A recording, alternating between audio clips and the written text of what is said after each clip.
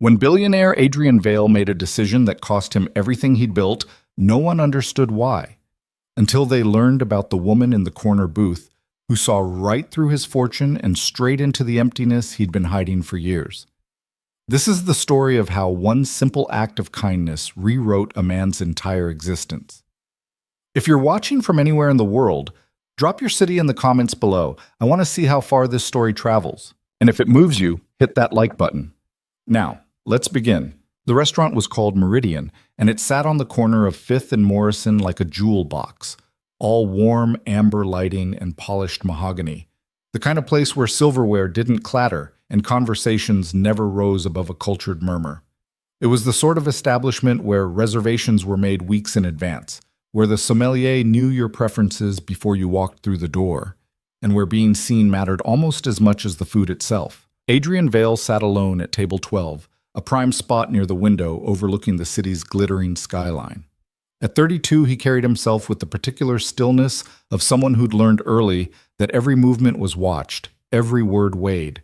His suit was custom-tailored, midnight blue with subtle pinstripes that caught the light just so, and his watch, a vintage Patek Philippe, whispered old money even though his fortune was decidedly new. He'd made his first million at 24, his first 100 million by 28. Now, his venture capital firm commanded enough influence to make or break entire industries with a single investment decision. Tech magazines called him a visionary. Business journals dubbed him the Silent King for his notorious refusal to give interviews. His competitors feared him. His partners respected him. His son, Adrian, pushed that thought away, checking his watch for the third time in 5 minutes. 7:42. Miranda was now 42 minutes late. He reached for his water glass, the crystal cool against his palm, and took a measured sip. Around him, the restaurant hummed with quiet prosperity. A couple's 2 tables over laughed softly at some private joke, their hands intertwined across the white tablecloth. Near the bar, a group of colleagues celebrated a promotion with champagne that probably cost more than most people's monthly rent. The pianist in the corner played something classical and forgettable. Everyone here existed in pairs or groups, Adrian noticed. Everyone except him. His phone buzzed, finally, but the message that lit up his screen wasn't an apology or an ETA. It was an excuse dressed up in the language of regret that didn't quite reach sincerity. Adrian, I'm so sorry. Emergency meeting ran over. You know how it is? Rain check, XOM. He stared at the message for a long moment, his expression unchanged. Then he set the phone face down on the table and signaled for the waiter. Sir? The young man appeared instantly, professionally attentive. Just the check, please. I won't be staying. Of course, sir. Right away. Adrian sat back, his gaze drifting to the empty chair across from him. It wasn't the first time someone had canceled on him. It wouldn't be the last. In his world, people's time was currency, and someone, was always more valuable than the commitment they'd made. He understood it. He even practiced it himself when necessary. Understanding it didn't make the empty chair any less accusatory.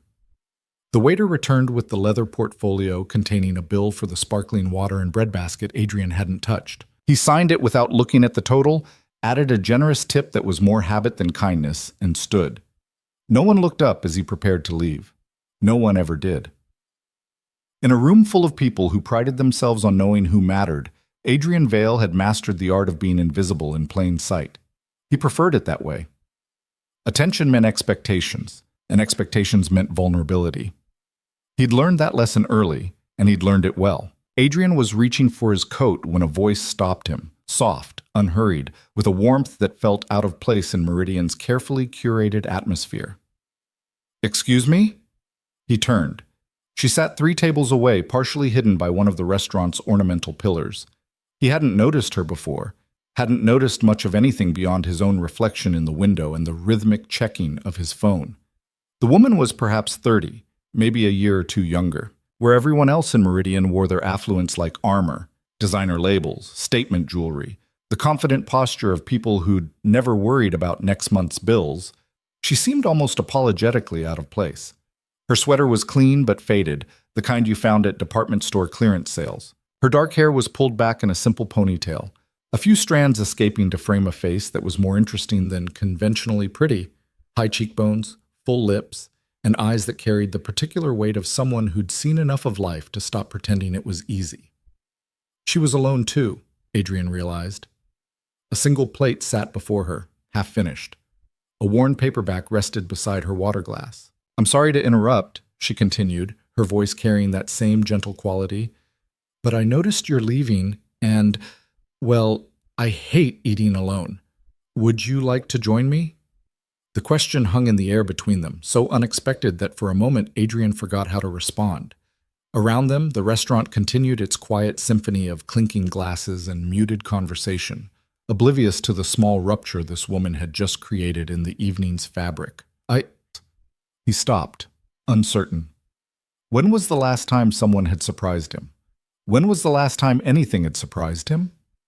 She seemed to sense his confusion and offered a small smile, self-deprecating and warm. "I know it's strange. I promise I don't usually do this. It's just—" She gestured to her table, to the empty chair across from her that mirrored his own abandoned setting. "It's a Tuesday night, and I'm eating a meal I probably shouldn't have spent money on, in a place I definitely can't afford, because sometimes you need to pretend life isn't as hard as it is. And I thought maybe—" She trailed off, shrugging. "Maybe you looked like you could use a break from pretending too." Adrian stood frozen, his coat half pulled from the chair.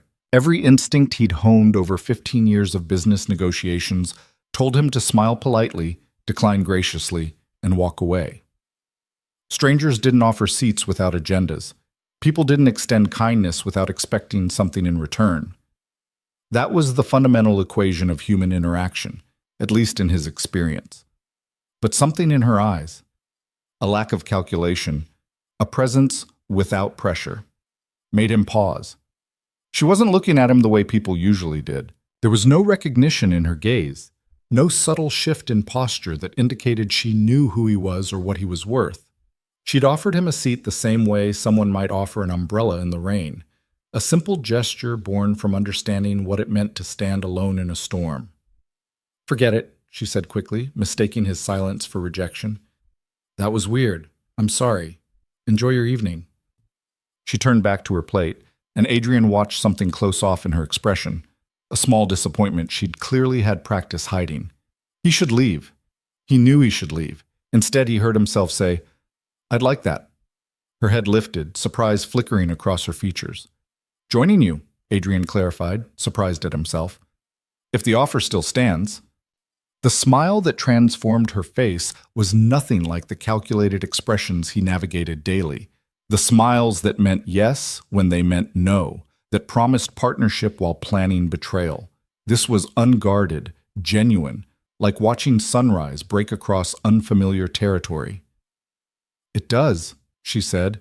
"Definitely still stands." Adrian picked up his water glass and made his way across the restaurant's carefully maintained distance. The walk felt longer than it should have, as if he were crossing more than just 3 tables, as if each step carried him further from something familiar and closer to something he couldn't yet name. He set his glass down and lowered himself into the chair across from her, the leather creaking softly under his weight. "Thank you," he said, and meant it in a way he hadn't meant anything in longer than he could remember. "Maya," she offered, extending her hand. Her grip was firm, her palm slightly calloused, the hands of someone who worked with them, who knew the value of effort. "Adrian." "Nice to meet you, Adrian." She gestured to her plate, where what looked like salmon and asparagus sat partially eaten. "I can't promise the company is worth the food, but at least neither of us has to feel pathetic eating alone." "I don't think you could look pathetic if you tried," Adrian said, then immediately wondered where that had come from. He didn't do spontaneous compliments. He didn't do spontaneous anything. Maya laughed, a real laugh, not the polite tittering that usually greeted his rare attempts at charm. "You haven't seen me at 3 in the morning trying to figure out my taxes. Peak pathetic. Tax season is months away. I like to mentally prepare for disappointment well in advance." Adrian felt the corner of his mouth lift. When was the last time he'd smiled without intention, without strategy? That's actually very practical. That's what I keep telling myself. She took a sip of her water, studying him with open curiosity that should have felt invasive, but somehow didn't. "So what brings you to Meridian on a Tuesday night? Hot date?" The question was light, conversational, but Adrian felt something in his chest tighten anyway. Something like that, he said, his tone carefully neutral. It didn't work out. Understanding softened her expression. Ah, hence the almost exit. I'm sorry. Don't be. It's, He paused, searching for words that wouldn't sound as hollow as he felt. It's standard. People cancel. Things come up. Sure, Maya agreed, but something in her voice suggested she didn't quite believe him. But that doesn't make it feel less shitty when you're sitting there waiting. The bluntness of it startled him into honesty. No, Adrian admitted. It doesn't. They sat in silence for a moment, not the awkward quiet of strangers grasping for common ground, but something more comfortable. The kind of silence that suggested words weren't always necessary. A waiter appeared, young and efficient. Sir, would you like to order? Adrian glanced at the menu he hadn't opened, then at Maya's plate. I'll have what she's having. The pan-seared salmon with lemon butter and roasted asparagus? Yes. Excellent choice, sir. And to drink? Water is fine. The waiter nodded and disappeared, leaving them alone again. You didn't even look at the menu, Maya observed, amusement coloring her voice. You chose well, Adrian said simply. I trust your judgment. Something shifted in her expression, surprise maybe, or pleasure at being trusted so easily. That's dangerous. For all you know, I have terrible taste. Do you? In salmon? No. In most other things. She tilted her head, considering. Jury's still out. I'll take my chances. Maya leaned back in her chair, her fingers playing absently with the stem of her water glass. So tell me, Adrian with no last name, what do you do? When you're not being stood up at fancy restaurants, I mean. The question was inevitable, but Adrian still felt himself tense. This was the moment where everything usually changed, where people's expressions shifted, where calculations began, where genuine curiosity transformed into strategic interest. I work in finance, he said, which was technically true in the way that calling the ocean damp was technically accurate. Ah, Maya nodded. Let me guess. Long hours, high stress, lots of people in suits saying things like synergy and circle back. Despite himself, Adrian laughed. That's actually a perfect summary. My ex worked in corporate, Maya explained. I learned the language, never learned to like it, but I learned it. Ex? Adrian wasn't sure why he asked, only that he wanted to know. Yeah, she said it simply, without drama. Ended about 2 years ago. He wanted someone who fit his world better, someone who looked good at company parties and didn't ask uncomfortable questions about where the money came from. Uncomfortable questions? Maya met his eyes directly. Questions about ethics, about whether profit justifies harm, that sort of thing. Adrian felt something sharp lodge in his chest. And he didn't appreciate that? He appreciated my ability to make him feel important, Maya said, her voice carrying the flat tone of old hurt. He didn't appreciate me making him think about whether being important was the same as being good. The waiter returned with Adrian's salmon, setting it before him with practiced elegance. Adrian thanked him automatically, but his attention remained on Maya. What about you? He asked, redirecting before she could probe further into territory he wasn't ready to navigate. What do you do? I teach, Maya said. 3rd grade. Lincoln Elementary, over on the east side. That must be... Adrian paused, searching for the right word. He knew nothing about teaching, about children, about the patient cultivation of young minds. His own son had nannies, tutors, a private school where tuition cost more than Maya probably made in 6 months. Rewarding. It is, Maya agreed.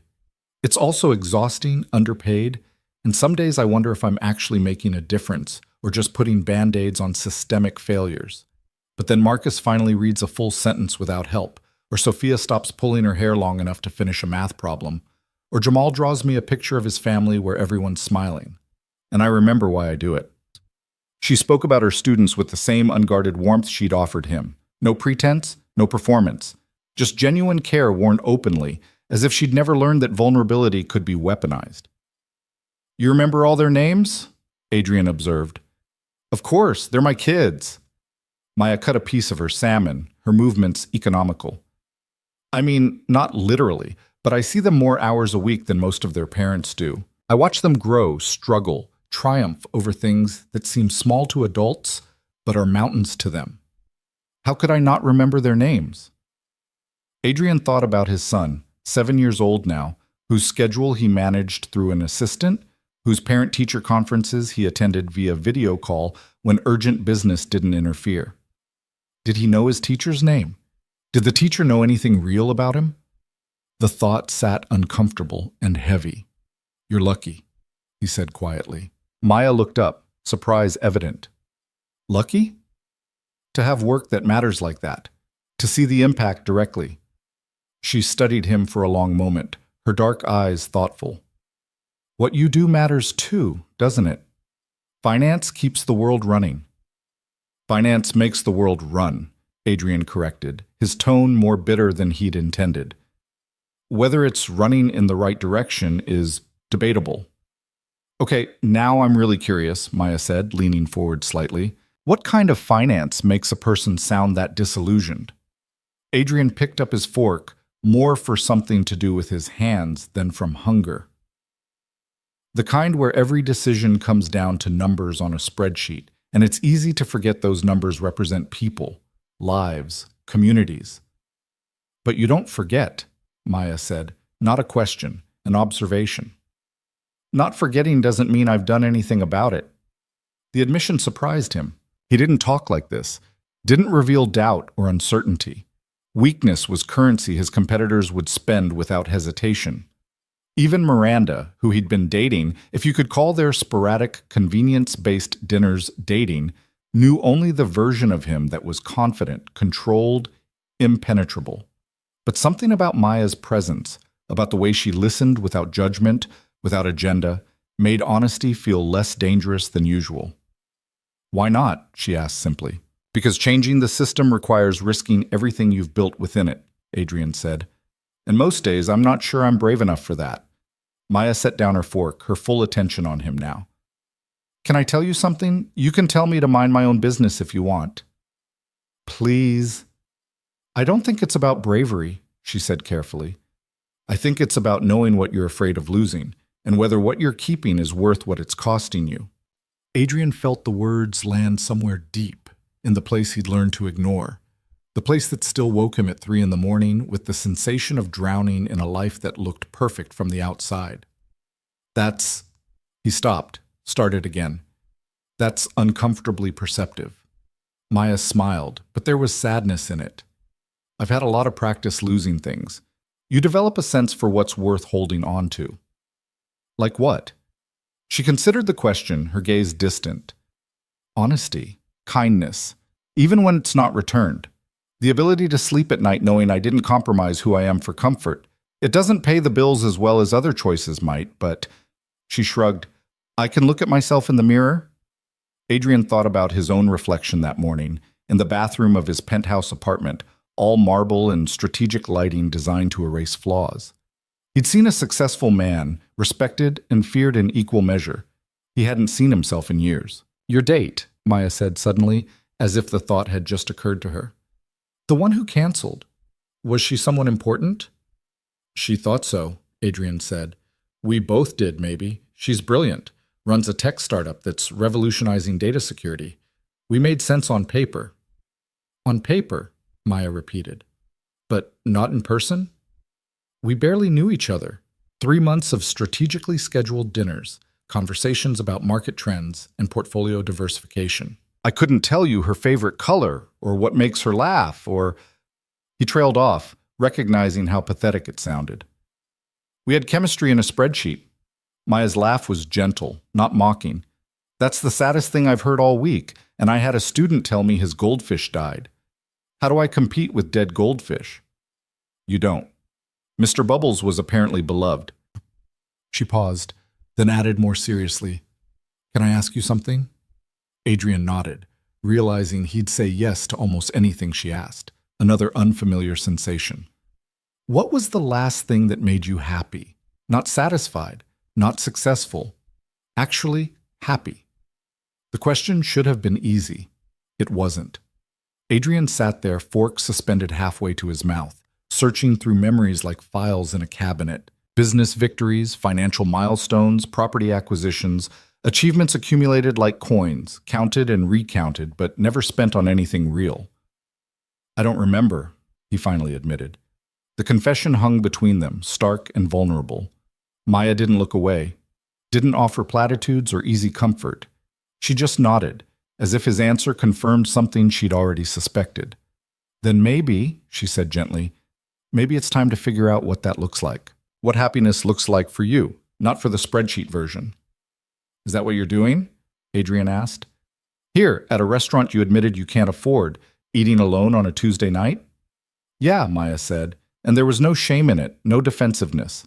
Sometimes happiness is giving yourself permission to exist somewhere beautiful, even if you can't justify the expense. Sometimes it's sitting with the discomfort of being alone and deciding that's okay, that you're enough, even without someone across the table validating your existence.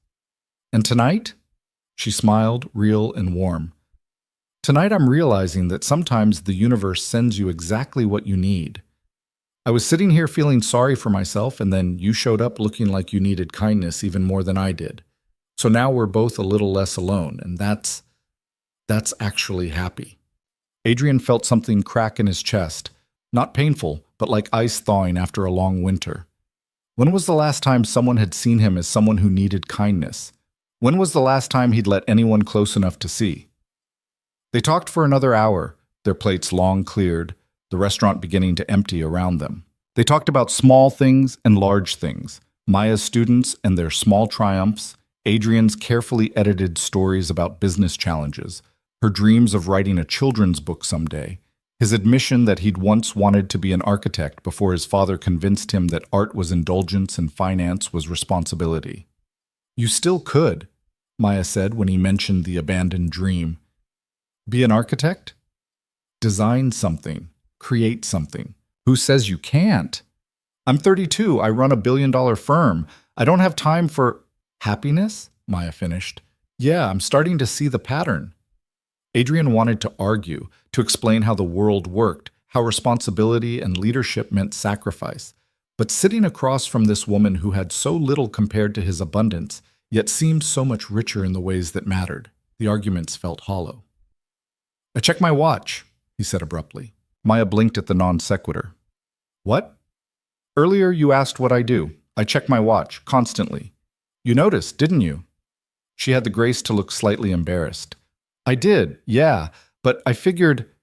It's not about the time, Adrian interrupted. It's about control, discomfort. When I don't know what to do or say, when something feels too real or too close, I check my watch. It gives me a reason to look away, to create distance. It's a tell I developed years ago and never broke. Maya absorbed this, her expression thoughtful. That's remarkably self-aware. Self-awareness doesn't equal change. No, she agreed, but it's the first step.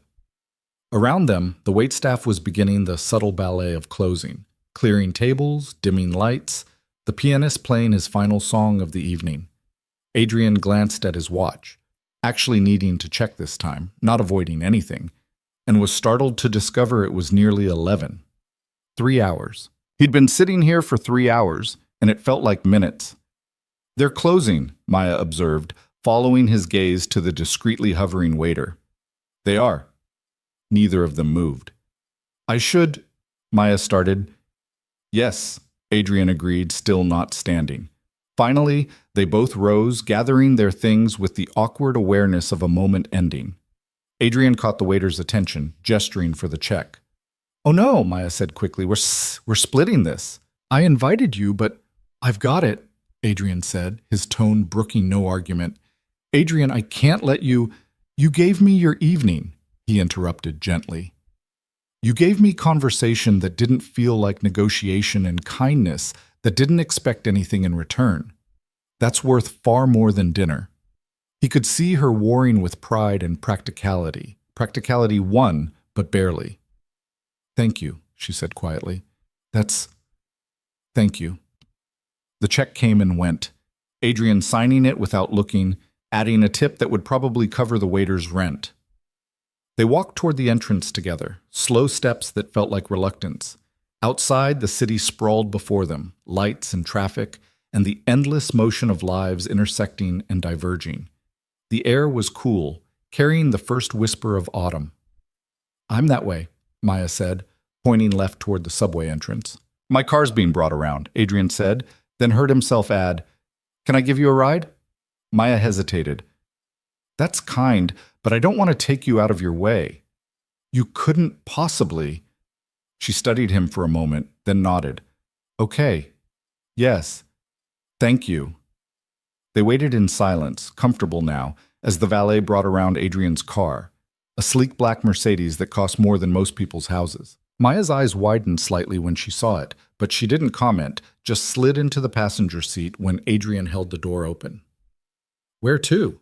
he asked once they were both settled, the car's interior cocooning them in leather and quiet luxury. Maya rattled off an address in a neighborhood Adrian recognized as decidedly not upscale. He input it into the navigation without comment and pulled into traffic. They drove in silence for a while, the city sliding past the windows like a film reel. Maya gazed out at the streets, her expression unreadable, while Adrian navigated turns with practiced ease. "Can I ask you something?" Adrian said finally. "Seems fair. I've been interrogating you all night." "Why did you really invite me to sit with you?" Maya turned from the window, considering him. "You want the truth?" "Always."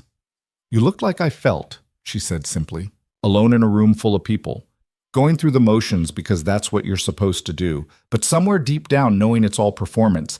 And I thought maybe if we were alone together, it would feel less empty. Did it work? She smiled. Yeah, it did. They lapsed back into silence, but it was different now, charged with something unspoken, with the awareness that they'd somehow become important to each other in the span of a single evening. Too soon, the navigation announced their arrival. Adrian pulled up to a modest apartment building, older but well-maintained, the kind of place where people knew their neighbors and package theft was a community concern. Maya reached for the door handle, then paused. "Thank you for tonight," she said. "For taking a chance on a stranger's invitation. For being honest. For being you, whoever that is under all the armor." Adrian felt his throat tighten.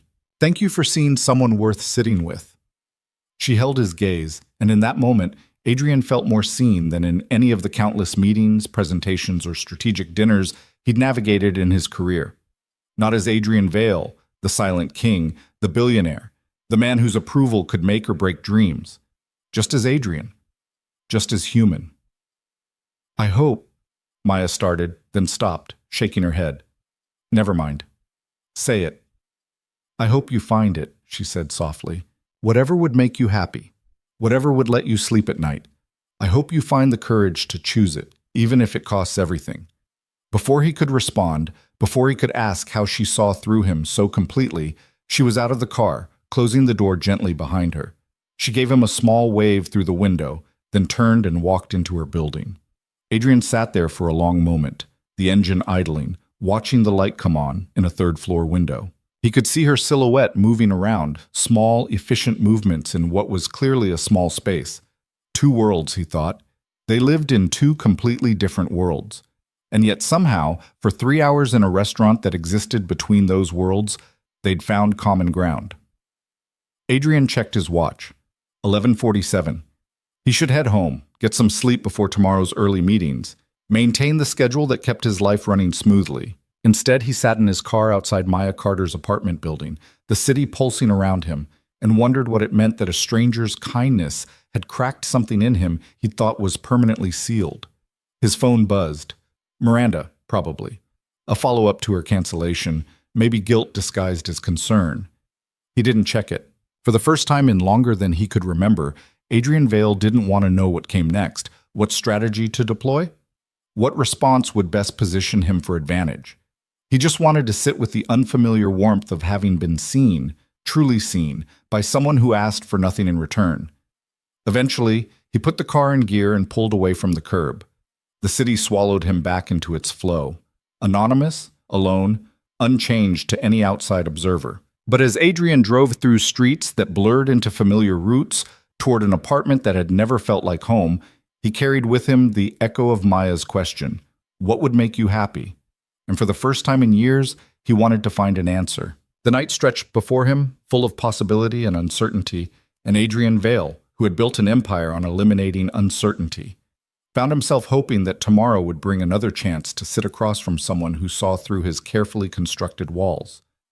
Someone who reminded him that beneath the armor, beneath the achievements and the isolation, there was still a person worth knowing, still someone who might, with the right kind of kindness, remember how to be human again. The morning arrived with the aggressive punctuality that characterized Adrian's life. His alarm at 5:30, the pre-programmed coffee maker gurgling to life in the kitchen, the newspaper delivered to his door with the precision of atomic clockwork.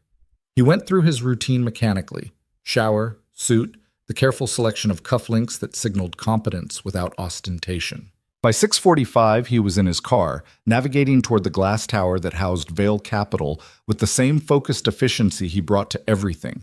Everything except the thoughts that kept circling back to a third-floor window and a woman who'd seen straight through him. His assistant, Jennifer, was already at her desk when he arrived. She always was, her dedication to staying 3 steps ahead of his needs bordering on prescient. She handed him his schedule without looking up from her tablet. Morning briefing at 8 with the acquisitions team, conference call with Tokyo at 9:30, lunch meeting with the Hartley Group at noon, and you have the Riverside Development Review at 3. Also, Miranda Chen called twice already this morning. Adrian accepted the schedule, scanning it without really seeing it. What did Miranda want? To apologize for last night and reschedule for Friday. Jennifer finally glanced up, her sharp eyes assessing. Should I confirm? He should say yes. Miranda was smart, ambitious, exactly the kind of partner who made sense in his carefully calibrated life. Their relationship was convenient, uncomplicated by messy emotions or unrealistic expectations. Tell her I'll have to check my calendar and get back to her. Jennifer's eyebrows rose fractionally, the most surprise she ever showed. You want me to tell Miranda Chen, who's called twice before 8 in the morning, that you need to check your calendar? Yes? Noted. She made a notation on her tablet, her expression carefully neutral. Anything else you need before the briefing? Adrian hesitated, then heard himself ask, Do you know where Lincoln Elementary is, east side of the city? Now both eyebrows rose. The public school. Yes? I can look it up. Why? No reason, just curious. Jennifer studied him for a moment longer, clearly wanting to probe but knowing better than to push. I'll have the address for you within the hour. Thank you. Adrian moved toward his office, the corner suite with floor-to-ceiling windows offering a panoramic view of the city he'd conquered. He stood at the glass, coffee cooling in his hand, and thought about the view from Maya's apartment, what she saw when she looked out her window, what kind of world stretched before her each morning. His phone buzzed. A text from Marcus, his 7-year-old son. Daddy, I'm in the play. Can you come? The message was followed by 3 theater mask emojis that his nanny had clearly helped him select. Adrian felt the familiar twist of guilt. When had the play been announced? Had there been a notice he'd missed, forwarded by Jennifer and lost in the constant flood of information? He typed back, When is it? The response came quickly. Next Thursday, 7 p.m., Adrian pulled up his calendar. Next Thursday evening was the reception for potential investors in the Riverside development, a crucial event he'd been planning for months, where he needed to be charming and confident and everything that justified their faith in his vision. He stared at the conflict for a long moment, his thumb hovering over the screen. Then he typed, I'll be there. Can't wait to see you perform. The responding emoji parade, stars and hearts and more theater masks, made something in his chest ache. Mr. Vale? Jennifer appeared in the doorway. The acquisitions team is ready. Adrian pocketed his phone and followed her to the conference room, where 3 of his senior analysts waited with laptops open and expressions of barely contained excitement. They were young, brilliant, hungry, the kind of people who saw opportunity in every market fluctuation and victory in every successful arbitrage. They were him 10 years ago. Good morning, Adrian said, taking his seat at the head of the table. What do we have? Rebecca Chen, no relation to Miranda, pulled up a presentation on the wall-mounted screen. The Riverside development opportunity we've been tracking. The current owners are motivated to sell, The zoning is favorable, and our projections show a potential return of 300% over 5 years. Adrian studied the numbers, the carefully constructed models that transformed human spaces into profit margins. What's the current use? Mixed residential and small business, Tom Bradford answered, pulling up photographs. About 200 units of affordable housing, some street-level retail, bodega, laundromat, family-owned restaurant, that sort of thing. The buildings are old, outdated, not generating anywhere near their potential value. The photographs showed weathered brick, fire escapes zigzagging down facades, laundry hanging from windows. People lived there. Families. The kind of people who probably shopped at bodegas because they were convenient and cheap, who needed laundromats because they didn't have in-unit washers, who ate at family restaurants because the food reminded them of home. People like Maya probably knew. What happens to the current residents? Adrian asked. The three analysts exchanged glances. It was Sarah Kim who answered, her voice careful. That's not really our concern. The new owners would handle relocation. Our role is just the financing and development partnership. Not our concern, Adrian repeated slowly. 200 families displaced, and it's not our concern. Tom shifted uncomfortably. Sir, with respect, we're an investment firm. Our responsibility is to our investors, to maximize returns. If we start making decisions based on social impact rather than financial viability, we what? Adrian interrupted. We become less profitable? Or we become less willing to profit from other people's displacement? The silence that followed was heavy with confusion and concern. This wasn't how Adrian Vale operated. He was known for his analytical precision, his ability to separate emotion from strategy, his ruthless efficiency in identifying opportunity regardless of optics. Rebecca recovered first. Are you saying you want us to pass on Riverside? I'm saying I want a full impact assessment, Adrian said. I want to know exactly what happens to those 200 families, where they'll go, what they'll pay, whether they'll be able to stay in their neighborhoods, keep their kids in the same schools. I want to know about the businesses, how long they've operated, whether they're the only services in the area, what happens to the community if they close. That's going to take time, Sarah said carefully, and resources.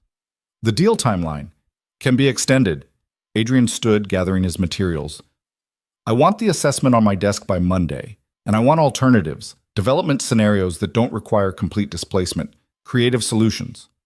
Sir, Tom ventured, his voice uncertain, with respect, that's not really what we do. We identify opportunities, we structure deals, we profit from human displacement without asking whether we should, Adrian finished. I know. I'm asking us to do something different. He left them sitting there, bewildered and concerned, probably already composing messages to each other about whether their boss had suffered some kind of breakdown. Maybe he had. The rest of the morning passed in a blur of meetings and decisions, but Adrian found his attention wandering in ways it never had before. During the Tokyo call, he caught himself wondering what time it was in Maya's classroom, whether Marcus was learning the same lessons, whether either of them felt seen by the systems meant to serve them. At the Hartley Group lunch, while discussing merger opportunities over $60 stakes, he thought about Maya admitting she'd spent money she couldn't afford because sometimes you needed to pretend life wasn't as hard as it was. He made it until 2:30 before he did something unprecedented. Jennifer, he said, appearing in her doorway. Clear my afternoon. She looked up, stylus frozen mid-notation. I'm sorry, what? The Riverside Review, everything after. Clear it. Sir, the Riverside Review is... I know what it is. Reschedule it. Jennifer's expression cycled through confusion, concern, and finally professional acceptance. May I ask where you'll be, in case something urgent comes up? Adrian paused, then said simply, I'll have my phone. He was in his car before he could question the impulse, the address Jennifer had provided earlier, already programmed into his navigation. Lincoln Elementary was a 40-minute drive in midday traffic, through neighborhoods that grew progressively less familiar, less polished, more real. He'd built his empire on understanding markets, on seeing value where others saw only risk. But sitting at stoplights in areas where chain stores gave way to local shops with hand-painted signs, where the people on the sidewalks looked nothing like the people in his office building, Adrian realized how narrow his understanding had become. Lincoln Elementary was a brick building that had seen better decades, surrounded by a chain-link fence, and a playground with equipment that looked like it predated modern safety standards. Adrian parked across the street, feeling conspicuous in his Mercedes among the modest sedans and aging minivans. He checked his watch, 2:57. School let out at 3, according to the information Jennifer had provided. What was he doing here? What possible justification could he offer for showing up at Maya's workplace unannounced, for inserting himself into her life based on one evening of conversation? He should leave. This was inappropriate, possibly disturbing, definitely outside any reasonable bounds of normal behavior.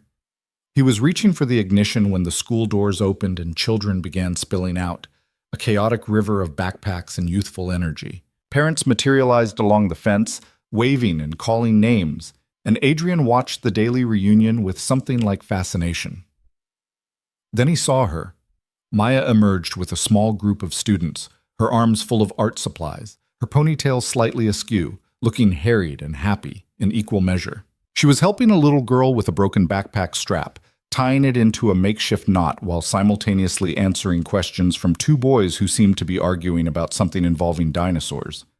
She looked nothing like she had last night. No careful composure, no guarded politeness. She looked alive, engaged, completely present in the messy reality of her work.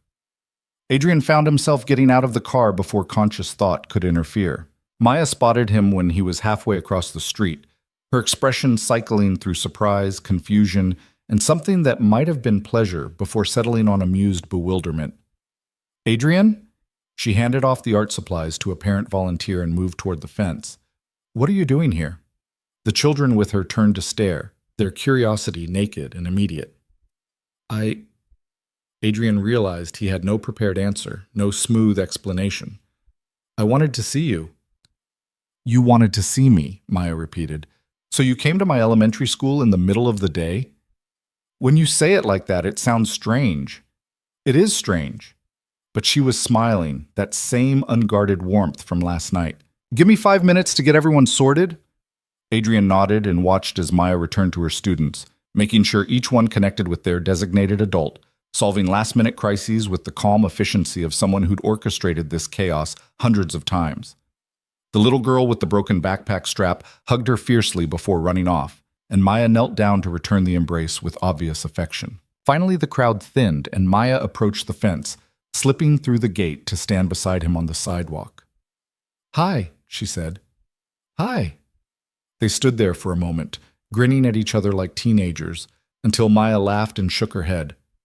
"This is surreal, you showing up here." "I can go," Adrian offered. "I didn't mean to. I should have called or—" "No," Maya interrupted. "I'm glad you came. Surprised, definitely. A little concerned about your ability to understand appropriate boundaries." She softened the words with a smile. "But glad." "I don't usually do this," Adrian said. "Show up at elementary schools unannounced." "Show up anywhere unannounced. I plan everything, schedule everything, control every variable I can." Maya studied him, her dark eyes seeing too much. "So why didn't you this time?" "Because I couldn't stop thinking about last night," Adrian admitted. "About what you said. About finding courage to choose happiness, even if it costs everything. And I realized I didn't know when I'd see you again, and the idea of waiting, of returning to my regular schedule and letting you become just a memory." He trailed off, feeling exposed in the afternoon sunlight. "I wanted to choose something that made me happy instead of something that made sense."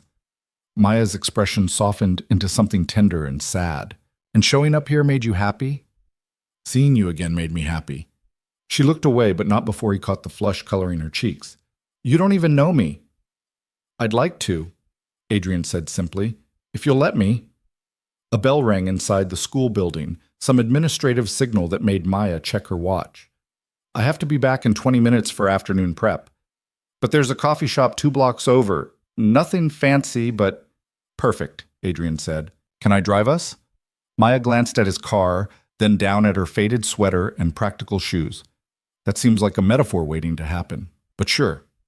They drove in comfortable silence, Maya directing him through side streets to a small cafe called Rosie's that looked like it had been serving the neighborhood for decades.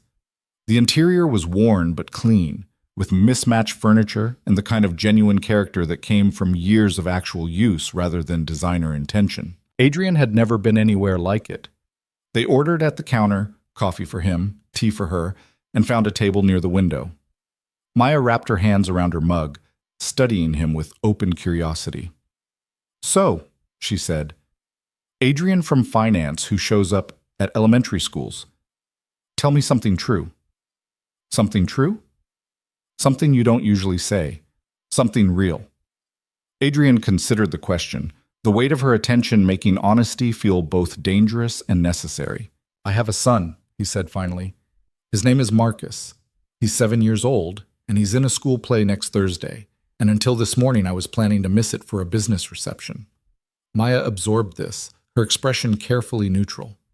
"And now? Now I'm going to the play and rescheduling the reception." "What changed?" "You asked me what made me happy," Adrian said. "And I realized I couldn't remember the last time I'd done something just because it mattered to someone I love, rather than because it advanced some strategic goal. Marcus is 7. How many more school plays will he have? How many more times will he send me emojis asking if I'll come?" His throat tightened. "I've been measuring my life in deals and dollars, and I'm going to blink and realize I missed everything that actually mattered." Maya reached across the table, her hand covering his. The touch was brief, platonic, but Adrian felt it like electricity.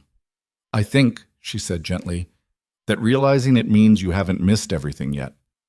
"His mother died," Adrian continued, the words coming easier now. "When he was 2, car accident. And I threw myself into work because it was easier than grief, easier than learning how to be a single parent, easier than admitting I had no idea how to raise a child alone. So I hired people, good people, people who care about him, but they're not me.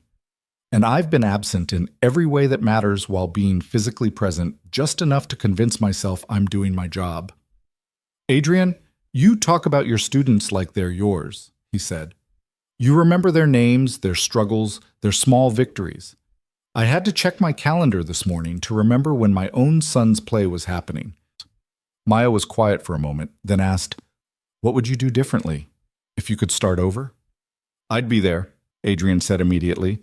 "Not just physically, but actually present. I'd learn what he's interested in instead of assuming tutors and enrichment programs are enough. I'd ask questions and listen to answers," and he stopped, overwhelmed by the weight of his own failures. "I'd be the father he deserves instead of the one I've been." "You can't start over," Maya said. "None of us can. But you can start now, today. That choice is always available." "Is it that simple?" "Simple? No. Possible? Yes." She took a sip of her tea, her gaze distant. "I told you about my ex last night. What I didn't tell you was that staying with him would have been easier. He had money, stability, a career path that promised comfort. Leaving meant starting over with nothing, meant going back to barely making rent and worrying about bills. But I couldn't look at myself anymore if I stayed. Couldn't pretend that comfort was worth compromising who I was." "Do you regret it?" "Leaving?" Maya shook her head. "Never. I regret the time I wasted trying to convince myself that his version of success was enough. But I don't regret choosing myself." Adrian thought about his empire, the carefully constructed life that looked so impressive from outside and felt so hollow from within. What if choosing yourself means dismantling everything you've built? "Then maybe what you've built wasn't stable to begin with," Maya said. "Maybe it was just impressive scaffolding around an empty space." The words should have stung. Instead, they felt like relief. Someone finally naming the truth he'd been avoiding. "I don't know how to be different," Adrian admitted. "I've spent 15 years becoming this version of myself. It's all I know how to do." You came here today?" Maya pointed out. "You changed your schedule, drove across the city, did something impulsive because it felt right. That's different." "That's terrifying." "Yeah," she agreed, smiling. "Usually is." They sat in silence for a while, watching the neighborhood move past the window. This wasn't Adrian's world.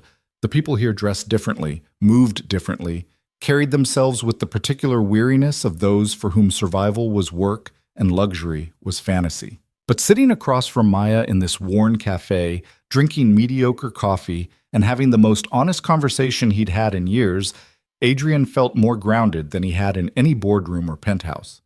"Tell me about your students," he said suddenly. "The ones you mentioned last night, Marcus and Sophia and Jamal?" Maya's face lit up. And for the next 20 minutes, she painted pictures of 8-year-olds with detail and affection that made them vivid and real. Marcus, who struggled with reading but had finally connected sounds and symbols into meaning. Sophia, who pulled her hair when anxious but was slowly learning other coping strategies. Jamal, whose home life was chaos, but whose drawings showed stunning emotional intelligence. They're all fighting battles no one sees, Maya said. Marcus's dad works 3 jobs and can barely stay awake during parent conferences. Sophia's mom has untreated anxiety and can't afford therapy. Jamal's grandmother is raising him because both parents are in prison, and she's doing her best, but she's 73 and exhausted. How do you do it? Adrian asked. How do you show up every day knowing you can't fix the systemic problems, can't give them what they really need? Because I can give them something, Maya said simply. I can give them 6 hours a day where someone sees them, values them, believes they're capable of more than their circumstances suggest. I can teach them to read so they have doorways to other worlds. I can show them kindness so they know it exists. It's not enough. It's never enough. But it's not nothing. Adrian thought about his meeting that morning, about 200 families becoming collateral damage in someone else's profit margin. The Riverside development, he said. Do you know it? Maya's expression grew wary. The neighborhood over on Riverside and 23rd? Yes, my firm is considering investing in a development project there. Complete redevelopment. Tear down the existing buildings, build luxury condos, and upscale retail. Displacing everyone who lives there now. Yes, Maya's jaw tightened. That's where Jamal lives, and 3 other students in my school. Those are their homes, their community. Where do you think they'll go when their rent quadruples? Where do you think their grandmother will find affordable housing that accepts her Section 8 voucher and keeps Jamal in his same school? The accusation in her voice was clear, and Adrian felt it land like a physical blow. I didn't know. Would it have mattered if you did? The question hung between them, heavy with implications. A day ago, Adrian knew the answer would have been no. The deal would have been just numbers, just opportunity, just the natural progression of urban development and market forces. But sitting across from Maya, watching pain and anger flash across her features as she thought about children he'd never met being displaced from homes he'd never seen, Adrian found the answer had changed. Yes, he said. It matters now. Now, Maya repeated. Why now? What's different? You, Adrian said simply. Meeting you. Hearing you talk about your students as humans instead of statistics. Realizing that every number in our spreadsheets represents someone's life, someone's home, someone's stability. Maya leaned back, studying him with an expression he couldn't read. So, what are you going to do about it? I've asked for a full impact assessment, alternative development scenarios that don't require displacement. He stopped, hearing how insufficient it sounded. I'm going to try to find a better way. Trying isn't enough for the families who'll lose their homes while you explore alternatives. I know. And if you can't find a profitable alternative, if the choice comes down to the deal or those families, what then? Adrian met her eyes, seeing the challenge there, the test she was setting before him. Then I walk away from the deal. Just like that? You'd sacrifice that kind of profit for doing the right thing, Adrian finished. Yes. Maya studied him for a long moment, then nodded slowly. I hope you mean that. Because it's easy to make promises in a coffee shop. It's harder when you're in a boardroom full of people expecting you to prioritize profit. I know, Adrian said again. But I'm going to try. Not just try, I'm going to do it. She softened slightly. I believe you want to. I'm just not sure you realize what it's going to cost you. Maybe it's time I started paying attention to what things actually cost, Adrian said, beyond the dollar amount. Maya's watch beeped and she glanced at it with obvious reluctance. I have to get back. Can I drive you? My car's at school. I just walked over. She stood, gathering her things. But thank you. For the coffee. For the conversation. She paused, searching for words.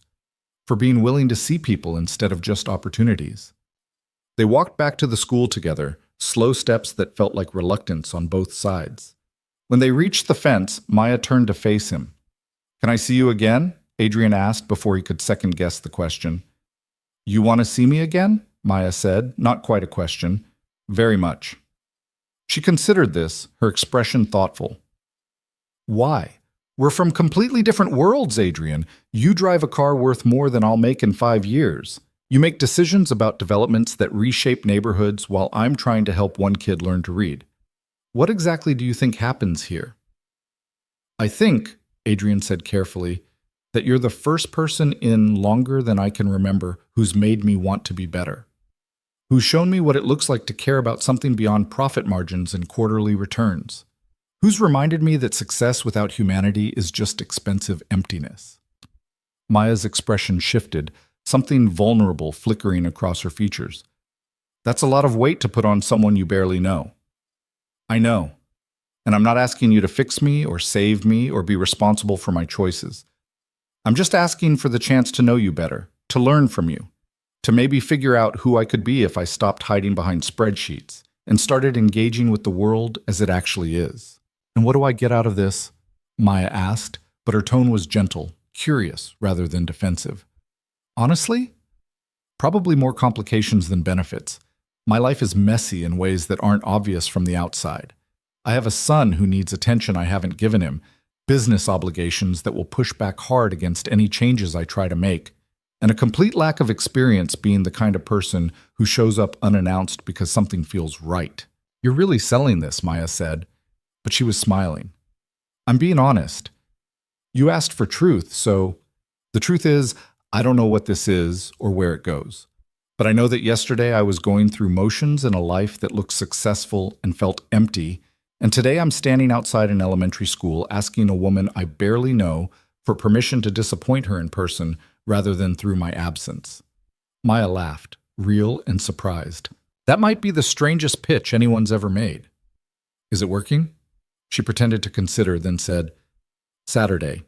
There's a community center over on Maple Street that does a monthly dinner for neighborhood families. I volunteer there. If you want to see my world, that's part of it. Helping serve food to people who are struggling, talking to families who are doing their best with what they have. No suits, no business talk, just actual human connection. What time? 5 o'clock. And Adrian? She touched his arm lightly. We're something you don't mind getting dirty. We're usually understaffed, and everyone pitches in with everything. I'll be there, Adrian promised. He watched her walk back into the school, her figure disappearing through doors that needed new paint, into a building that probably needed new everything. Then he returned to his car, to his leather seats and climate control, and sat there processing what he'd just agreed to. Saturday at a community center, serving food to struggling families, engaging with the kind of poverty and need his entire life had been designed to insulate him from. He should be terrified. Instead, he felt something like anticipation. Adrian drove back to his office, where Jennifer greeted him with barely concealed concern and a stack of messages that apparently couldn't wait. He dealt with them mechanically, his mind only half engaged, the other half replaying Maya's words about choosing yourself even when it meant starting over with nothing. At 6:30, he called it quits, unheard of for him, who regularly worked until 9 or 10. He drove to his penthouse, where everything was exactly as he'd left it that morning, perfectly maintained by a service he paid handsomely to keep his life running smoothly without requiring his actual participation. The apartment was beautiful, empty, silent. Adrian stood at the window looking out over the city, his city, the one he'd conquered through intelligence and ruthlessness and the willingness to see opportunity where others saw only risk. He thought about Maya's third-floor window, about the view she had of this same city from an entirely different angle. Then he did something he'd never done before. He called his son. Marcus answered on the second ring, his voice bright with surprise. "Daddy?" "Hey, buddy. I wanted to hear about your day." The pause that followed was long enough to hurt. When had he last called just to talk, without agenda or schedule? "Really?" Marcus asked, cautious hope evident even through the phone. "Really? Tell me everything." And for the next 40 minutes, Adrian listened to his 7-year-old son describe his day with the kind of attention he usually reserved for multi-million-dollar negotiations. He heard about recess politics and math problems and the injustice of early bedtimes. He learned that Marcus's favorite color was orange because it was sunny, but not trying too hard. that he wanted to be a veterinarian when he grew up, and that his best friend's name was Ethan, and they were planning to build a treehouse in the summer. 40 minutes of information Adrian should have known. Would have known if he'd been paying attention to the small human he'd helped create instead of the empire he'd chosen instead. "Daddy," Marcus said when they were winding down, "are you really coming to my play?" "I promise," Adrian said, his throat tight. "I wouldn't miss it." "Okay," Marcus said, and Adrian could hear the smile in his voice. "I love you, Daddy." "I love you too, buddy, so much." After they hung up, Adrian sat in his perfect apartment and thought about the different ways a life could be measured. By profit or by presence. By achievement or by connection. By the respect of colleagues who barely knew him or the trust of a child who desperately wanted to. His phone buzzed with emails, urgent matters that apparently couldn't wait until morning. He ignored them. Instead, Adrian pulled up his calendar and began rearranging. The investor reception moved. Morning meetings condensed. Evening obligations reconsidered. He was carving out space for something new, something that didn't fit neatly into spreadsheets or strategic plans. He was choosing happiness, or at least taking the first stumbling steps toward understanding what that might look like. And on Saturday, he would show up at a community center on Maple Street, ready to engage with a world he'd spent his entire adult life avoiding, ready to learn what it meant to be human again. Saturday arrived with the kind of crisp autumn clarity that made the city look almost forgiving. Adrian stood in front of his closet at 4:15 in the afternoon, staring at rows of suits and designer casual wear that suddenly seemed completely inappropriate. Maya had said to wear something he didn't mind getting dirty. Everything he owned was either worth thousands of dollars or looked like it was. Finally, he settled on the oldest jeans he could find. Still designer, but at least they'd been worn enough to lose some of their rigidity, and a plain navy sweater.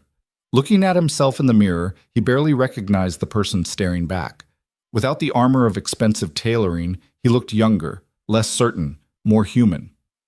He arrived at the Maple Street Community Center at 4:55, parking his Mercedes 3 blocks away where it wouldn't stand out quite so conspicuously. The building itself was cheerfully worn, its brick facade decorated with a mural of diverse hands reaching toward a painted sun.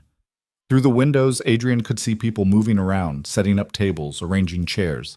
He took a breath and went inside. The interior was a single large room with a kitchen area at one end and a small stage at the other.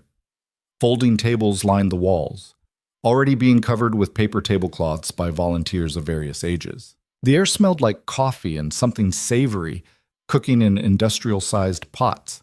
Conversation filled the space, not the polished exchanges of his usual environments, but genuine, overlapping voices discussing everything from recipes to sports to someone's upcoming surgery. Adrian stood just inside the door, suddenly aware of how completely out of place he was. "You came." He turned to find Maya approaching, her hair pulled back in a practical braid, wearing jeans even more worn than his, and a t-shirt that proclaimed, "Teachers change the world one student at a time." She looked pleased and surprised in equal measure.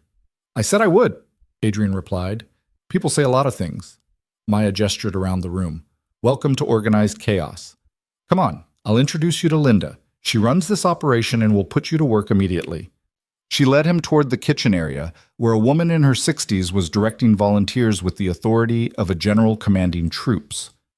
Linda was short, round, with steel gray hair and eyes that missed nothing. "Linda, this is Adrian. He's here to help." Linda looked him up and down, her assessment swift and thorough. "You ever served food before?" "No," Adrian admitted. "Wash dishes?" "Not in a long time." "Chopped vegetables?" "I have a chef." Linda's eyebrows rose, and she glanced at Maya with an expression that clearly said, "Where did you find this one?"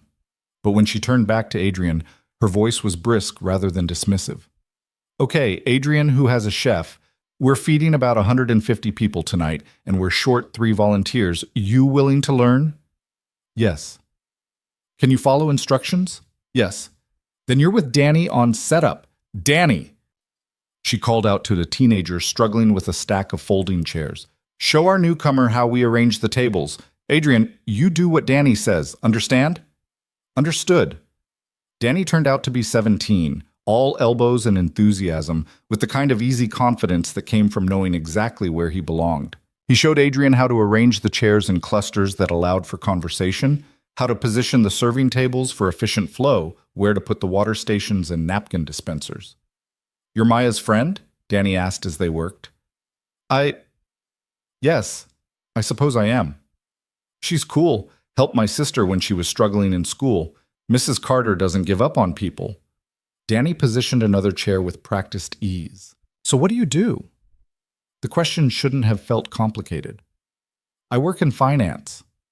"Like bank stuff?" "Investment capital, helping businesses grow." "That sounds boring," Danny said with the casual honesty of youth. Adrian found himself laughing. "Sometimes it is."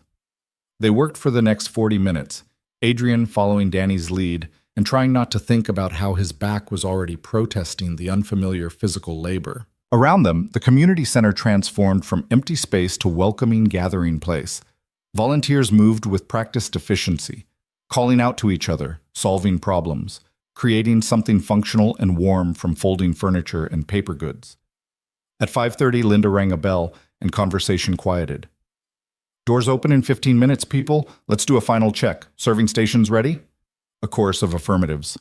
"Beverages stocked?" "Good to go." Dessert table?" "Ready." "Excellent. Remember, everyone who walks through that door gets a smile, gets respect, gets treated like family. We're not here to judge, we're here to serve." "Questions?" Silence. "Then let's feed some people." The doors opened and families began filtering in. Adrian positioned himself at a serving station, large spoon in hand, ready to dish out what Linda had identified as chicken casserole. Maya was 2 stations down, ladling soup, greeting each person by name with genuine warmth. The first person in Adrian's line was a woman in her 40s, 3 children clustered around her legs. "First time?" she asked, noting his obvious uncertainty. "That obvious?" She smiled, tired but kind. "You'll get the hang of it. Just don't be stingy with the portions. We've been looking forward to this all week." Adrian served her a generous helping, then did the same for her children, who thanked him with the earnest politeness of those who'd been taught that gratitude mattered. He watched them move down the line, collecting vegetables and bread and soup before finding seats at one of the tables he'd arranged. The line continued. An elderly man with unsteady hands, a teenage girl with a baby on her hip who couldn't have been more than 16 herself. A family of 6 speaking Spanish, the parents translating for their children. Each person receiving food that was probably better than what they'd have at home, if they had food at home at all. Adrian had read statistics about poverty, about food insecurity, about the growing gap between wealthy and struggling. But statistics were abstract, sanitized. This was real.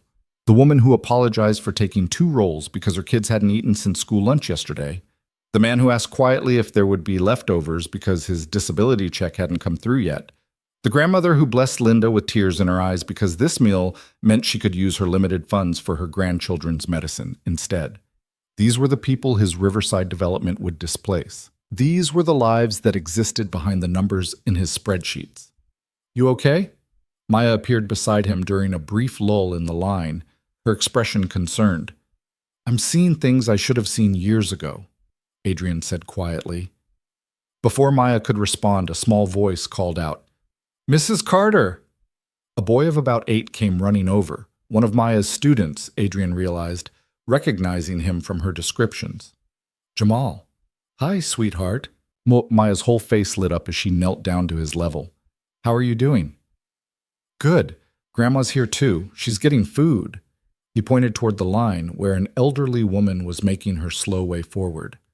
"That's wonderful. Have you been helping her?" "Uh-huh. I carried the heavy stuff at the store yesterday, and I read her the letters from the mailbox because her eyes get tired." "You're such a good helper." Maya glanced up as Jamal's grandmother reached them, and Adrian watched her expression shift into something more complicated, affection mixed with concern. "Mrs. Washington, it's good to see you." "Maya, honey." The woman's voice was warm but weary. "This is the highlight of our month, you know that." "How are you feeling? Did you get to see the doctor about your knee?" Mrs. Washington waved a dismissive hand. "Can't afford it, and it's not bad enough for the emergency room. We manage." Maya's jaw tightened, but she kept her voice light. Well, you make sure to take some of that chicken home. Linda always makes extra. Adrian watched this exchange, saw the way Maya touched the older woman's arm with genuine affection, the way Jamal beamed up at his teacher with obvious adoration. Then Mrs. Washington's eyes found him, and he saw her making the same calculation everyone here probably made when they encountered someone new. Friend or threat, safe or dangerous, someone who understood or someone who judged. Mrs. Washington, this is my friend Adrian, Maya said. He's helping out tonight. Pleased to meet you, Adrian said, extending his hand. Mrs. Washington shook it, her grip weak but her gaze sharp. Friend of Maya's is welcome here. You treat her right? The question was pointed, protective, and Adrian felt the weight of this woman's fierce care for someone who'd shown kindness to her grandson. I'm trying to, he said honestly. She studied him a moment longer, then nodded. Good. Come on, Jamal. Let's get our food and let these folks work. Adrian returned to serving, but his mind was racing. This was where Jamal lived. This was the community that would be destroyed if the Riverside development proceeded as planned. Not statistics, not abstractions, but this actual child and his actual grandmother who couldn't afford a doctor and relied on monthly community dinners to stretch their food budget. The evening continued. Adrian served until his arm ached, then helped clear tables, wash dishes, wipe down surfaces. He worked alongside people who did this every month, whose commitment to their neighbors was evident in every efficient movement, every warm greeting, every extra portion slipped to someone who looked particularly hungry. Around 7:30, Linda called another brief meeting of volunteers. Good work, everyone. We're at that wonderful chaos point where everyone's fed and socializing. Those of you who can stay for cleanup will start around 8. Those who need to go, you've already done your part. Thank you. Adrian stayed. He found himself washing dishes alongside a man named Carlos who worked construction and came here on his one free Saturday evening a month because, as he put it, I remember when my family needed this kind of help. Now I can give back. How long have you been volunteering? Adrian asked, passing him another wet plate to dry. 3 years now, since I got steady work. Carlos stacked the plate carefully. You new to this? Very new. What made you start? Adrian glanced across the room to where Maya was wiping down tables, laughing at something one of the other volunteers had said. Someone reminded me that there's more to life than what I'd been measuring. Carlos followed his gaze and grinned. Maya? Yeah, she has that effect. Good people. Real, you know? Not like those folks who show up once a year to feel good about themselves and then disappear. The observation landed with uncomfortable accuracy.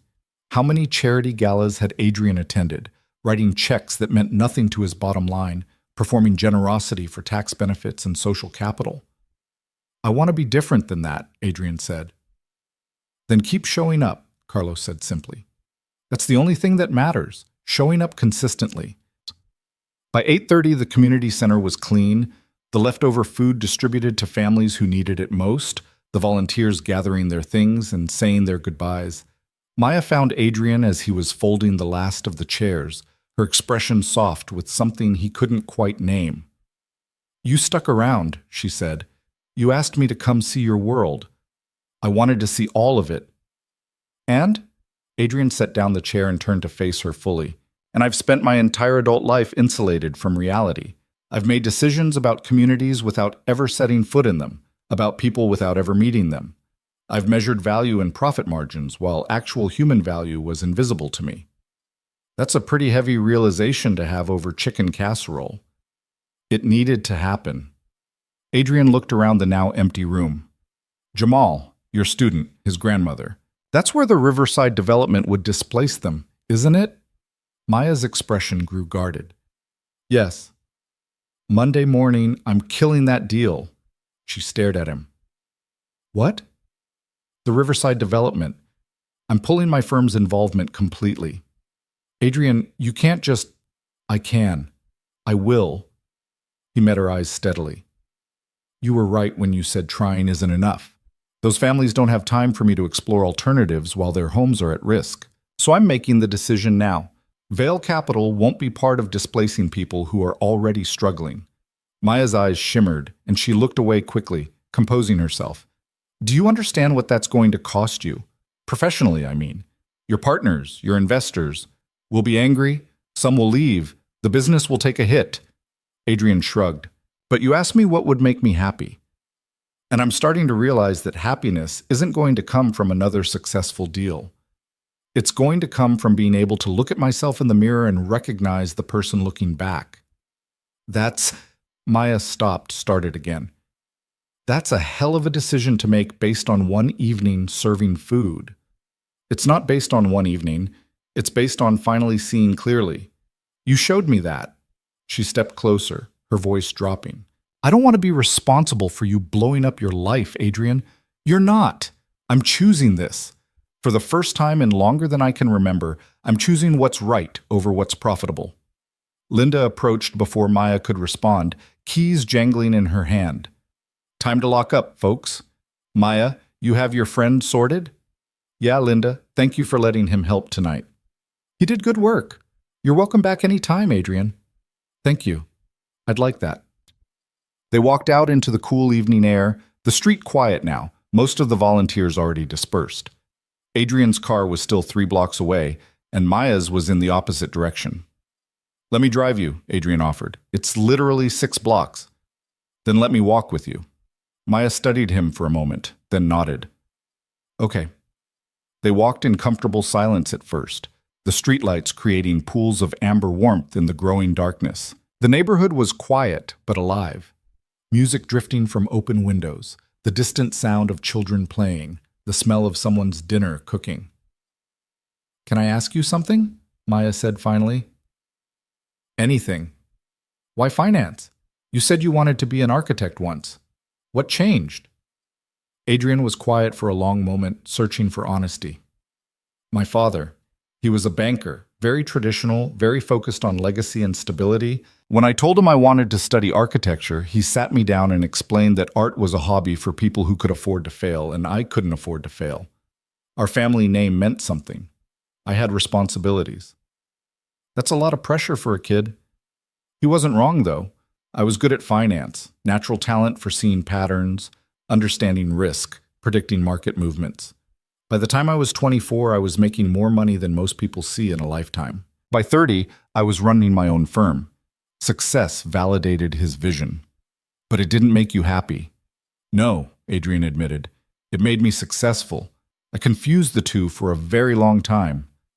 Maya's fingers brushed against his, tentative. Adrian caught her hand and they continued walking like that, hands loosely intertwined, a gesture that felt both significant and natural. What happened to your wife? Maya asked gently. Marcus's mother. You said she died, but if it's too hard to talk about, no, I should talk about it more than I do.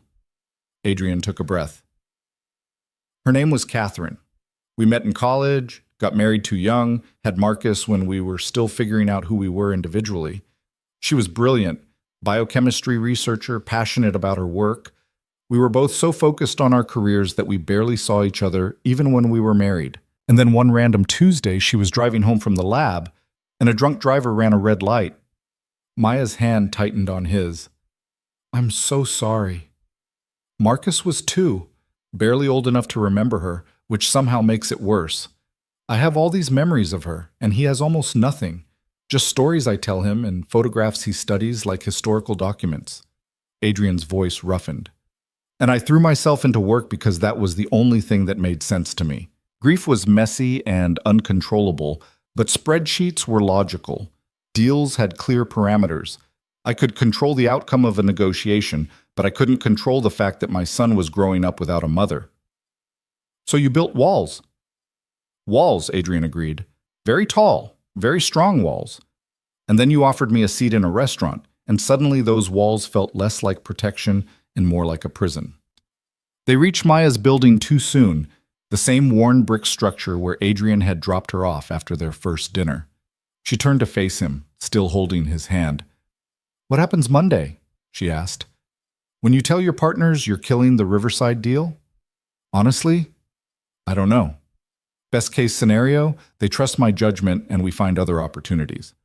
Worst case, they vote me out, dissolve the partnership, I lose everything I've spent 15 years building.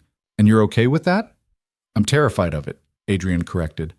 But I'm more terrified of becoming the kind of person who values profit over people, who measures success by the size of his portfolio instead of the quality of his character, who reaches the end of his life with a fortune and no one who actually knows him. Maya reached up, her fingers gentle against his jaw. You're braver than you think.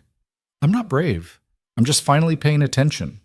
She smiled, sad and sweet. Sometimes that's the same thing. They stood there on the sidewalk, close enough that Adrian could smell her shampoo. Something simple and clean, nothing like the expensive perfumes he was used to.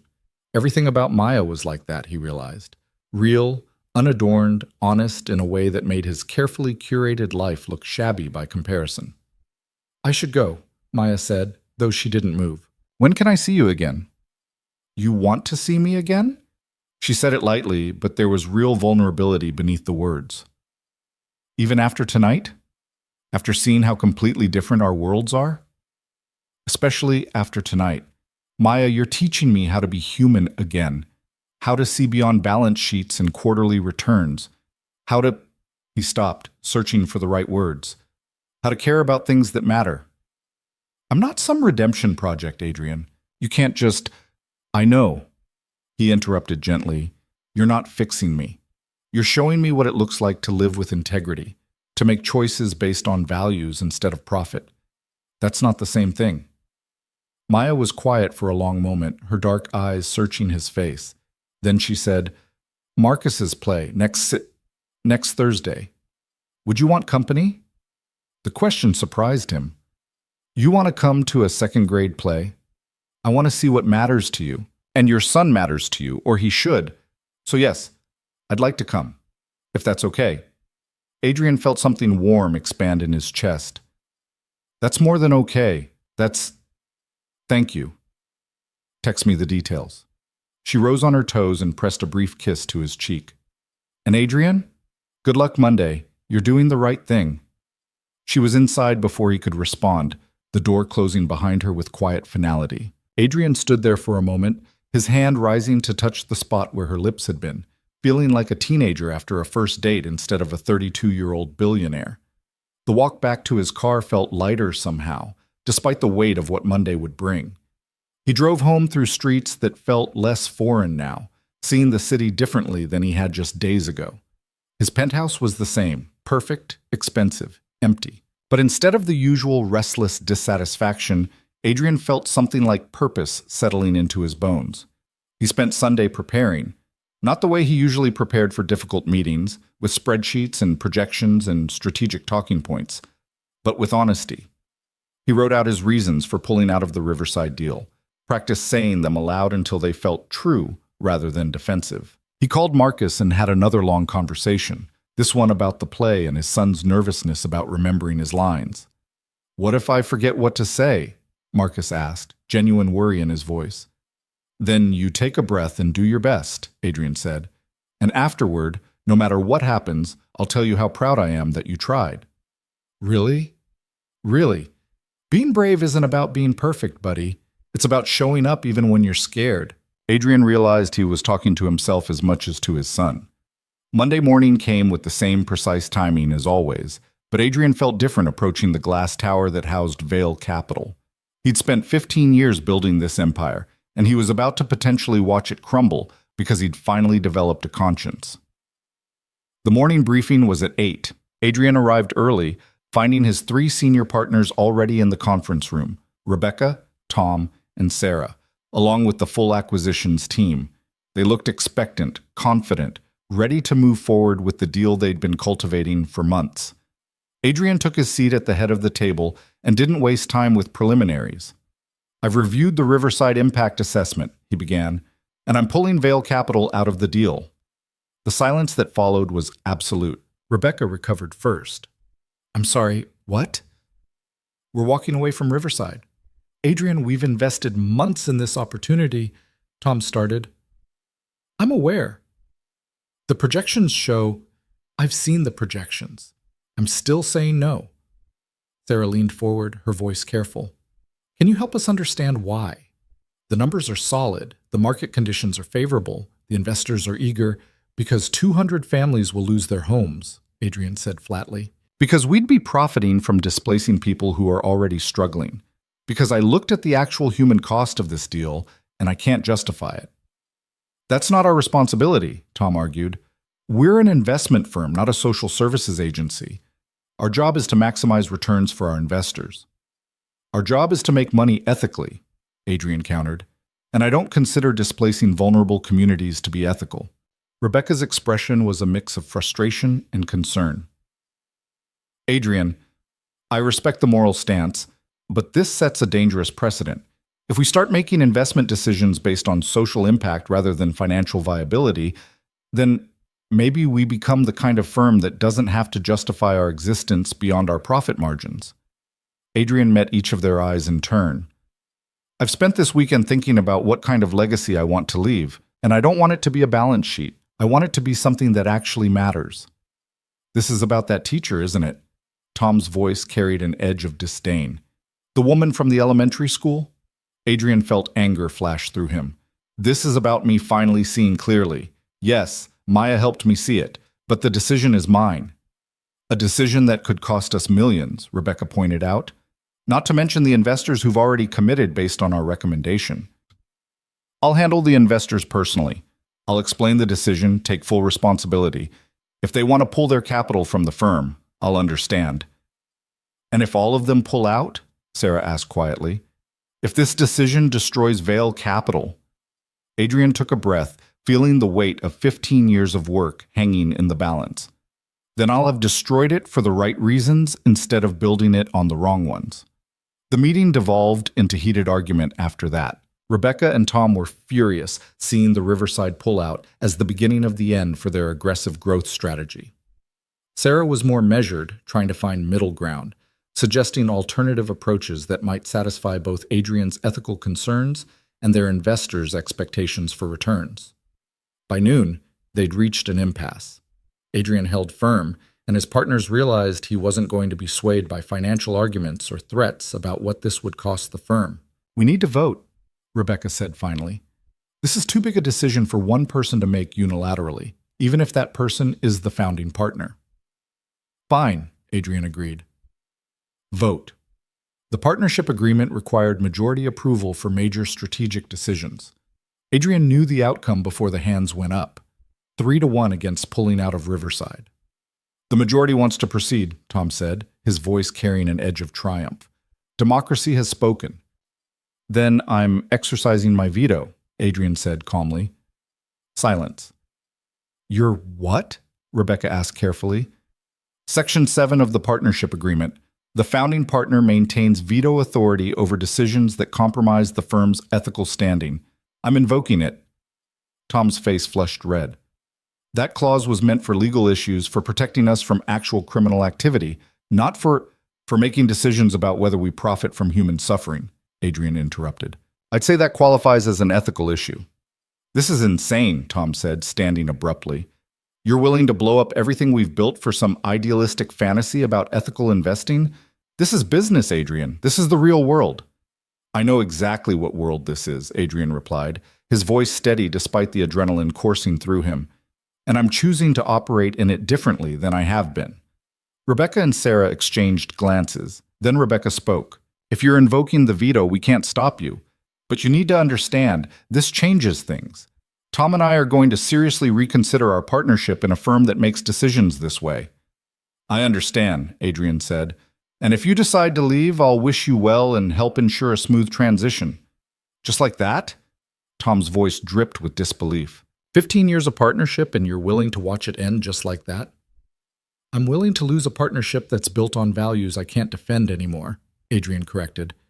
If that's the same thing, then yes. The meeting ended in tense silence. His partners filed out, leaving Adrian alone in the conference room with the weight of what he'd just done settling onto his shoulders. He'd kept his word to Maya. He'd chosen integrity over profit, and it might have just cost him everything. The rest of Monday passed in a blur of damage control. Adrian spent hours on calls with investors, explaining his decision with a calm he didn't entirely feel.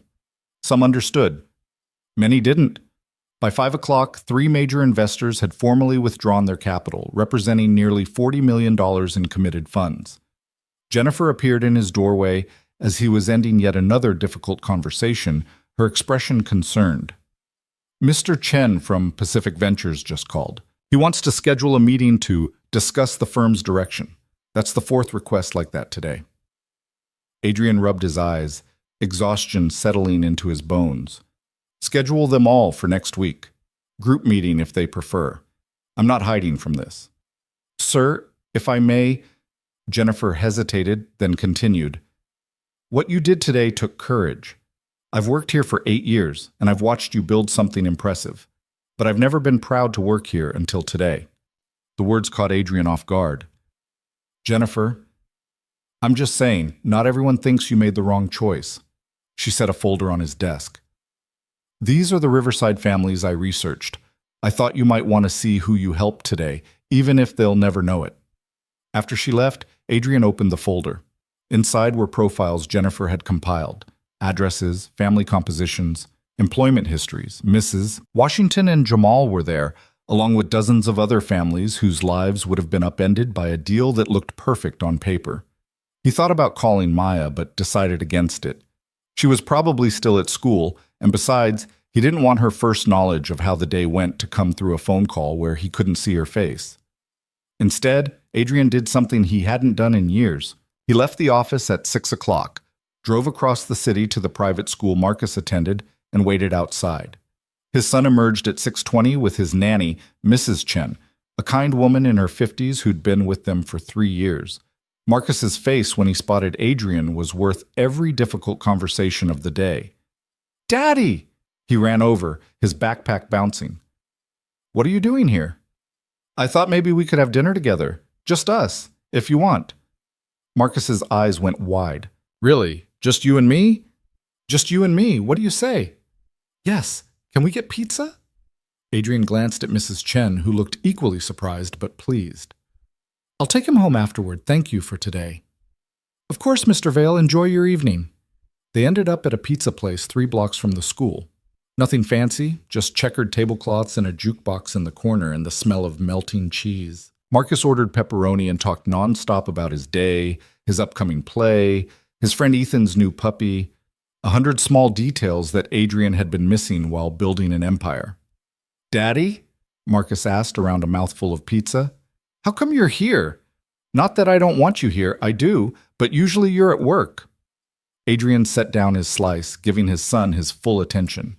Because I realized I've been at work too much, and I've been missing important things, like having pizza with you. Is something wrong? The question was too perceptive for 7 years old, and Adrian felt a pang of guilt that his son had learned to associate his presence with crisis. No, buddy. Actually, something's right. I'm trying to be better at being your dad, at being here for the stuff that matters. Marcus considered this, his expression serious. Like my play? Exactly like your play. Which I'm definitely coming to, remember? And you're bringing Miss Carter? Adrian blinked. How did you know about Miss Carter? You told me on the phone. You said your friend Maya might come. Marcus took another bite of pizza. Is she your girlfriend? We're friends. Good friends. But do you like her? Like her? Despite everything, the confrontation with his partners, the withdrawn investments, the uncertain future of his firm, Adrian found himself smiling. Yeah, buddy, I like her. Cool. Is she nice? She's very nice. She's a teacher, actually, 3rd grade. Like Mrs. Patterson? Marcus named his own 3rd grade teacher. Similar. She cares a lot about her students. Marcus nodded thoughtfully. Mama would want you to have a girlfriend, I think. She wouldn't want you to be lonely. The words hit Adrian square in the chest. You think about Mama? Sometimes. I don't remember her very much. Just feelings, kind of. And pictures. But Mrs. Chen says Mama loved us a lot, and she'd want us to be happy. Marcus's voice was matter-of-fact, but his eyes were uncertain, checking to see if this was okay to talk about. Adrian reached across the table, covering his son's small hand with his own. Mama did love us, so much. And you're right. She would want us to be happy. She'd probably also want you to eat your vegetables, which you've been avoiding. But Marcus made a face but dutifully ate a piece of the bell pepper from his slice. Do I get to meet Miss Carter before the play? Would you like to? Yeah, I want to see if she's nice like you said. They finished dinner talking about the play, Marcus's role as a tree in a production about environmental conservation, and drove home together. Adrian helped with homework for the first time in months, read 2 bedtime stories instead of the usual one, and tucked Marcus in with a hug that lasted longer than usual. Daddy? Marcus's voice was sleepy. Thanks for pizza. Thanks for having pizza with me, buddy. Can we do it again? Every week, Adrian promised. Every Monday if you want. Just you and me. Marcus's smile was drowsy and content. Okay. Love you, Daddy. Love you too. Adrian stood in the doorway of his son's room for a long moment after Marcus fell asleep, watching the gentle rise and fall of his breathing. 7 years old. How many Mondays had he wasted? How many bedtime stories had he missed while chasing deals that didn't matter? Not anymore. His phone buzzed with a text from Maya. How did it go? Adrian moved to the living room before calling her back. She answered on the second ring. Hey, she said. You survived Monday. Barely. Lost 3 major investors, probably lost 2 of my 3 partners, and may have destroyed the firm I spent 15 years building. Oh, Adrian, but I had pizza with my son, helped him with his homework, and tucked him into bed. So on balance, I'd say today was a success. He could hear the smile in her voice. That's a hell of a way to measure success. I'm learning from the best. Adrian settled onto his couch, the phone warm against his ear. Marcus asked if you're my girlfriend. What did you tell him? That we're friends. Good friends. Was that the right answer? Maya was quiet for a moment. What would you have said if you were being completely honest? That I don't know what we are yet, but I know I want to keep finding out. That you've changed something fundamental in how I see the world, and I'm not ready for that to end just because we've only known each other a week. A week? Maya repeated. Has it really only been a week? Since Tuesday night. 6 days. It feels longer, not in a bad way, just like you've been in my life longer than 6 days. Adrian's chest tightened with something warm. I feel the same way. So what happens now? With your firm? Honestly, I don't know. The partners are furious. The investors are pulling out. I might lose everything. He paused, then added, and I'm still sure I made the right choice. Even if it costs you your company? Even then. Maya, I stood in that conference room today and looked at people who've been my partners for years. And I realized we've never actually shared the same values. We shared profit motives. That's not the same thing. It's not, she agreed, but it's going to be hard rebuilding from this. Maybe I won't rebuild. Maybe I'll do something completely different. Like what? I don't know yet, but I have some ideas brewing. Speaking of which, would you want to have lunch this week? I want to run something by you. Mysterious. I'm free Wednesday. Wednesday it is. I'll pick you up at school. You're going to make a habit of showing up at my workplace, aren't you? Is that a problem? No, Maya said, and he could hear the warmth in her voice. It's actually kind of nice, being sought out, being worth the drive across town. You're worth a lot more than a drive across town. They talked for another hour about everything and nothing, her students, his childhood, the books they'd read, the places they wanted to travel. It was easy, comfortable, like they'd been having these conversations for years instead of days. When they finally hung up, Adrian sat in the quiet of his penthouse and felt less alone than he had in longer than he could remember. The rest of the week unfolded with surreal momentum. Tom and Rebecca formally requested dissolution of their partnership on Tuesday, effective in 90 days per their agreement. Sarah stayed cautiously supportive of Adrian's new direction, even if she wasn't entirely sure what that direction would be. Wednesday's lunch with Maya was at a small Thai restaurant near her school. Adrian brought a folder full of ideas he'd been developing. Not traditional investment opportunities, but something different entirely. What if, he said, spreading papers across the table between their pad thai and curry, instead of just avoiding harmful investments, we actively sought out beneficial ones? Community development projects that actually serve the people who live there. Affordable housing that doesn't displace existing residents. Small business loans for entrepreneurs who can't get traditional funding.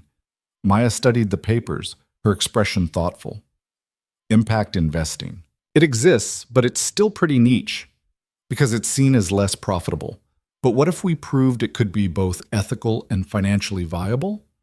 What if we built a firm around the idea that doing good and doing well aren't mutually exclusive? You'd need investors who care about more than just returns. They exist. I've been researching. There's a growing movement of people who want their money to mean something, to create positive change while still generating reasonable returns. Adrian leaned forward, his enthusiasm building. I'm not talking about charity. I'm talking about strategic investments in communities, in people, in projects that actually build value for everyone involved instead of extracting it. Maya's eyes lit up. Like the Riverside neighborhood. What if instead of tearing it down and displacing everyone, you invested in renovating the existing buildings, preserved the community while improving the infrastructure? Exactly. Keep rents affordable, support the local businesses, create jobs for the people who already live there. It wouldn't generate 300% returns, but it might generate 50% while also improving hundreds of lives. Who would fund something like that? I would, to start. I'm liquidating my personal portfolio. Between that and the investors who are willing to stay with the firm under this new model, we have enough seed capital to prove the concept. Maya set down her fork, studying him intently. You're really doing this, rebuilding everything from scratch based on a completely different philosophy. I am, assuming I'm not completely delusional. You're not delusional, you're brave. Maybe a little crazy, but brave. She reached across the table, taking his hand. I'm proud of you. The words settled into Adrian's chest like warmth. When was the last time someone had said they were proud of him? Not impressed by his success, not envious of his wealth, but actually proud of who he was choosing to be? Come to the play tomorrow night, he said impulsively. Meet Marcus officially. See this part of my life. Are you sure? That's a big step, introducing someone to your son. I'm sure. He's already asked to meet you, and I trust you. That's... Adrian paused, recognizing the weight of what he was about to say. That's not something I do easily. Trust people. But I trust you. Maya's eyes shimmered. Okay, yes. I'd love to meet Marcus. Thursday evening arrived with the particular chaos of elementary school theater. Adrian and Maya met outside the school auditorium at 6:30, Maya looking nervous in a way he'd never seen her. What if he doesn't like me? She asked as they approached the entrance. He's going to love you. Also, he's 7. His approval criteria are pretty straightforward. Are you nice, and do you think trees are important environmental symbols? I can work with that. They found seats in the crowded auditorium, surrounded by parents with cameras and grandparents with tissues already at the ready. Adrian scanned the program until he found Marcus's name listed among the chorus of trees. There are a lot of trees in this play, Maya observed. Environmental conservation is apparently very tree-heavy. The lights dimmed and the production began, a charming if chaotic story about a forest threatened by development and saved by children who convinced the adults to protect nature. The irony wasn't lost on Adrian. Marcus appeared in the third scene, wearing a brown costume with construction paper leaves taped to his arms. He delivered his single line, "We trees provide oxygen for all living things." With tremendous conviction and only minor hesitation, Adrian found himself grinning, pulling out his phone to record. Beside him, Maya laughed delightedly at the earnest performance, the slightly off-key singing, the genuine enthusiasm of children who didn't yet know to be self-conscious. When the play ended and the cast took their bows, Adrian applauded until his hands hurt.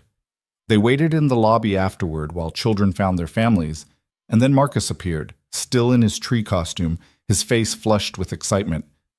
"Daddy!" He ran over, then stopped short when he saw Maya. "Oh, hi." "Hi, Marcus. I'm Maya.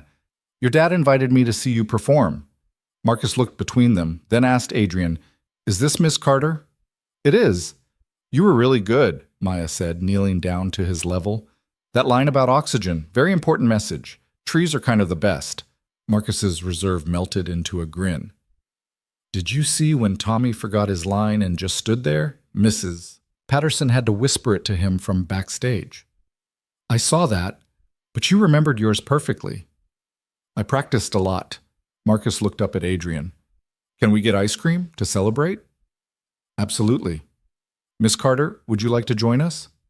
"I'd love to."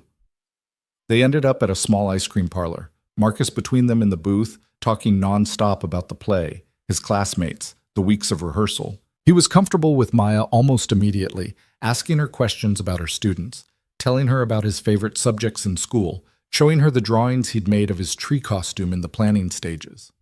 "You're a really good artist," Maya said, studying the careful crayon work. "Have you thought about what you want to be when you grow up?" "A veterinarian," Marcus said immediately, "or maybe an artist, or a scientist who studies animals and draws them. Can you do all three?" "I think you can do anything you set your mind to," Maya replied seriously. "The world needs people who care about animals and art and science." Adrian watched them interact, something warm and almost painful expanding in his chest. Maya treated Marcus with the same genuine attention she gave everything. No talking down, no false enthusiasm, just real engagement with a small person's big ideas. "Miss Carter," Marcus said through a mouthful of chocolate ice cream, "are you going to keep coming around? Or is this just for the play?" The question was blunt, and Adrian saw Maya glance at him, uncertain how to answer. "I'd like to keep coming around," she said carefully, "if that's okay with you." "It's okay with me. I like you. You're nice, and you don't treat me like a baby." "You're not a baby. You're 7 and a very accomplished tree." Marcus giggled, and Adrian felt something click into place, a sense of rightness he hadn't known he was searching for. They dropped Maya at her apartment later, Marcus already drowsy in the back seat. She leaned into Adrian's window, her smile soft. "Thank you for tonight, for including me. Thank you for being someone I want to include." "He's wonderful, Adrian, really special." "He likes you. That means a lot." Maya glanced back at Marcus, then leaned in quickly and kissed Adrian's cheek. "Good night. Text me when you get home." "I will." Driving home with his son half asleep behind him, Adrian felt pieces of his life beginning to cohere into something that made sense. Not the life he'd planned, not the success he'd engineered, but something more real, more human, more worth having. Friday brought news he'd been expecting but still dreaded. Tom and Rebecca officially announced their departure to form their own firm, taking several junior analysts with them. The trade publications ran stories about the dissolution of Vail Capital's original partnership, speculating about internal conflicts and strategic disagreements. Adrian's phone rang constantly, reporters, curious investors, competitors sensing blood in the water. He ignored most of them, focusing instead on the work of rebuilding. Sarah proved invaluable. Together, they began reaching out to impact investors, mission-driven funds, organizations that prioritize social good alongside financial returns. The response was cautiously positive, people intrigued by Vail's pivot, but uncertain whether he was serious or simply rebranding after a public relations disaster. "We need to prove it," Sarah said during a Friday afternoon meeting. "Not just talk about ethical investing, but actually do it, show concrete results." "Agreed. I'm working on our first project." Adrian pulled up the plans he'd been developing all week. "Remember Riverside? I'm proposing we buy the buildings ourselves. Not for development, but for preservation and renovation. We keep the existing tenants, upgrade the infrastructure, support the local businesses, create a model for community-centered urban renewal." Sarah's eyebrows rose. "That's ambitious and risky. If it fails, we'll have failed trying to do something meaningful. But I don't think it will fail. I think there's a hunger for this kind of development, for proof that you can improve neighborhoods without destroying them." "You're betting a lot on that theory?" "I'm betting everything on it." By the end of the week, Adrian had assembled a preliminary plan. Purchase the Riverside properties at fair market value. Secure affordable housing credits and historic preservation grants. Bring in contractors who hired locally. Create a community advisory board to ensure resident input on all decisions. It would take years. The returns would be modest compared to traditional development, but it would work, he was certain. And more importantly, it would matter. Saturday evening, Maya came to his penthouse for the first time. Adrian had worried the opulence would create distance between them, but she simply looked around with interest and said, "This is beautiful, and also deeply impersonal. Where do you actually live?" "What do you mean?" "I mean, where are your things? Your books, your photos, the stuff that makes a place a home instead of a hotel suite?" Adrian looked around his carefully designed space, all neutral tones and expensive furniture, and nothing that revealed who actually lived here. "I hired a designer. She created a sophisticated, timeless aesthetic. She created a showroom. Maya walked to the window, looking out at the city lights. You have one of the best views in the city and nowhere comfortable to sit and enjoy it. I never really thought about it. Because you were too busy working to actually live here. She turned back to him, thoughtful. What would you put in this space if it were just for you? Not for impressing clients or maintaining an image, but for actually living. Adrian considered the question. I used to love architecture. I'd probably have books about buildings, maybe prints of structures I admire. And photos of Marcus? I have hundreds on my phone, but none displayed. Maybe a comfortable chair by that window, somewhere to just sit and think without it being productive. So do that. Make this place yours. It was such a simple suggestion, but it struck Adrian as revolutionary. He'd spent 15 years building a life designed to impress others, and he'd never stopped to consider whether it satisfied him. They cooked dinner together, Maya teaching him to make a simple pasta dish, laughing when he overcomplicated the sauce, guiding his hands with patient instruction. They ate at his dining table that had never been used for actual meals, talking about their weeks, their plans, their slowly unfolding future. I'm scared, Adrian admitted over wine. I'm rebuilding my entire professional life based on principles I only just started following. What if I'm wrong? What if ethical investing doesn't work and I lose everything? Then you'll have lost it trying to do something meaningful, Maya said, echoing Sarah's words from earlier.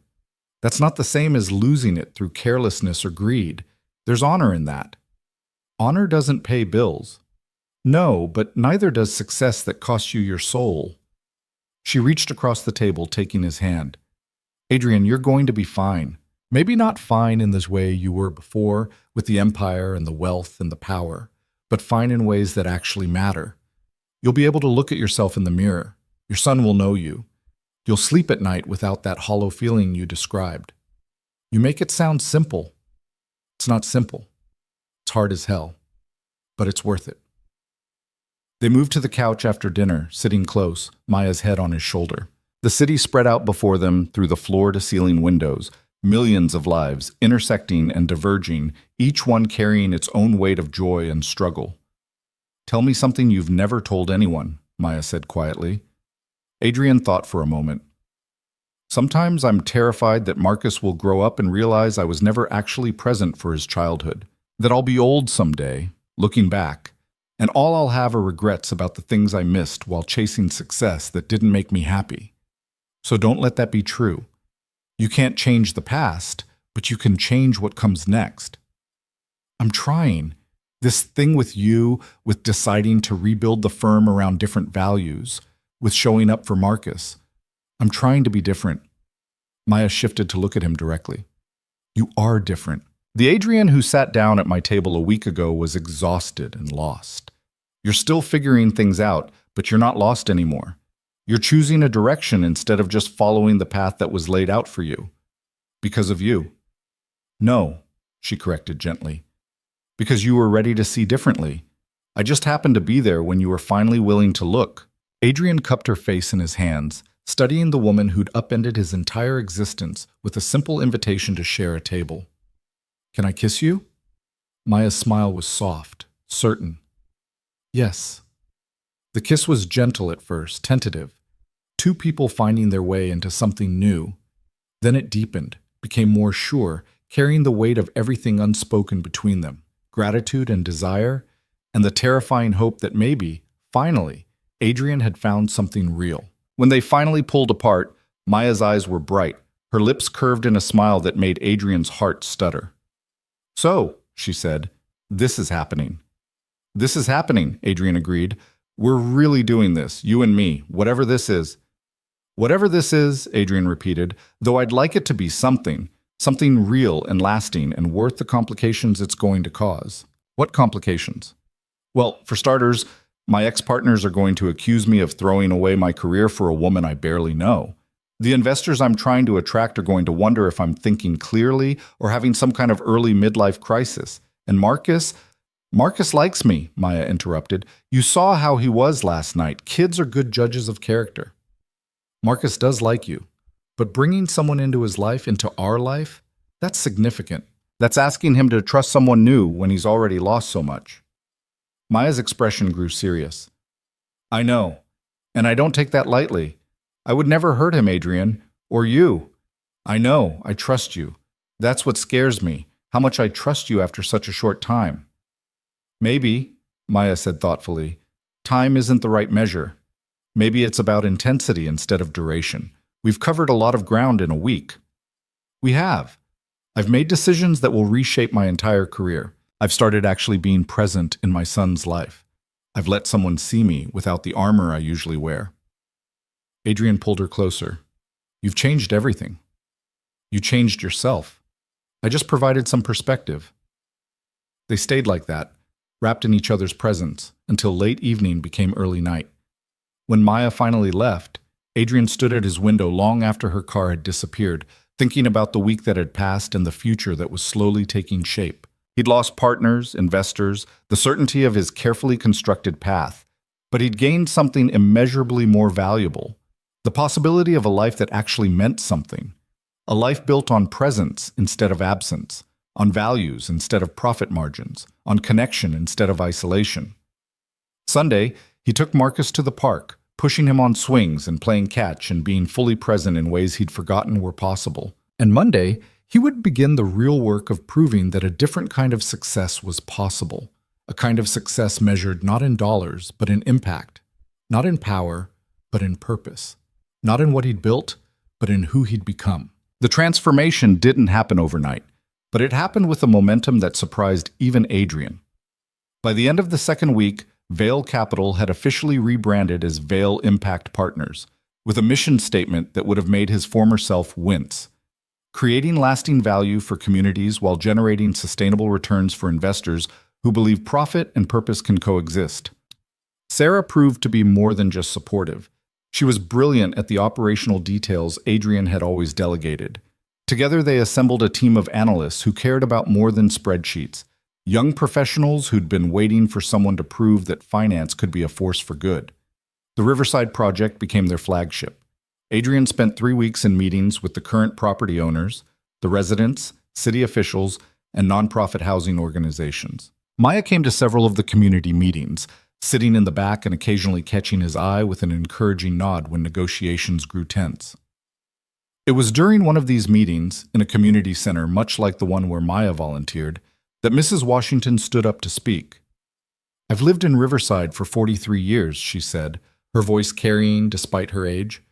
Raised my own children there, now raising my grandson. We've heard promises before. Developers who say they care about us until the papers are signed and suddenly we're being displaced to make room for luxury condos we could never afford.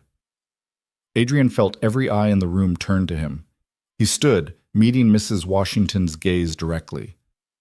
Mrs. Washington, I understand your skepticism. You have every reason not to trust someone like me. But I'm not asking you to trust my words. I'm asking you to hold me accountable to a legally binding agreement that puts residents first. He pulled up the document on his laptop, projecting it for everyone to see. Rent-controlled units that cannot increase beyond inflation for the next 30 years. Resident advisory board with veto power over major decisions. Local hiring requirements for all renovation work.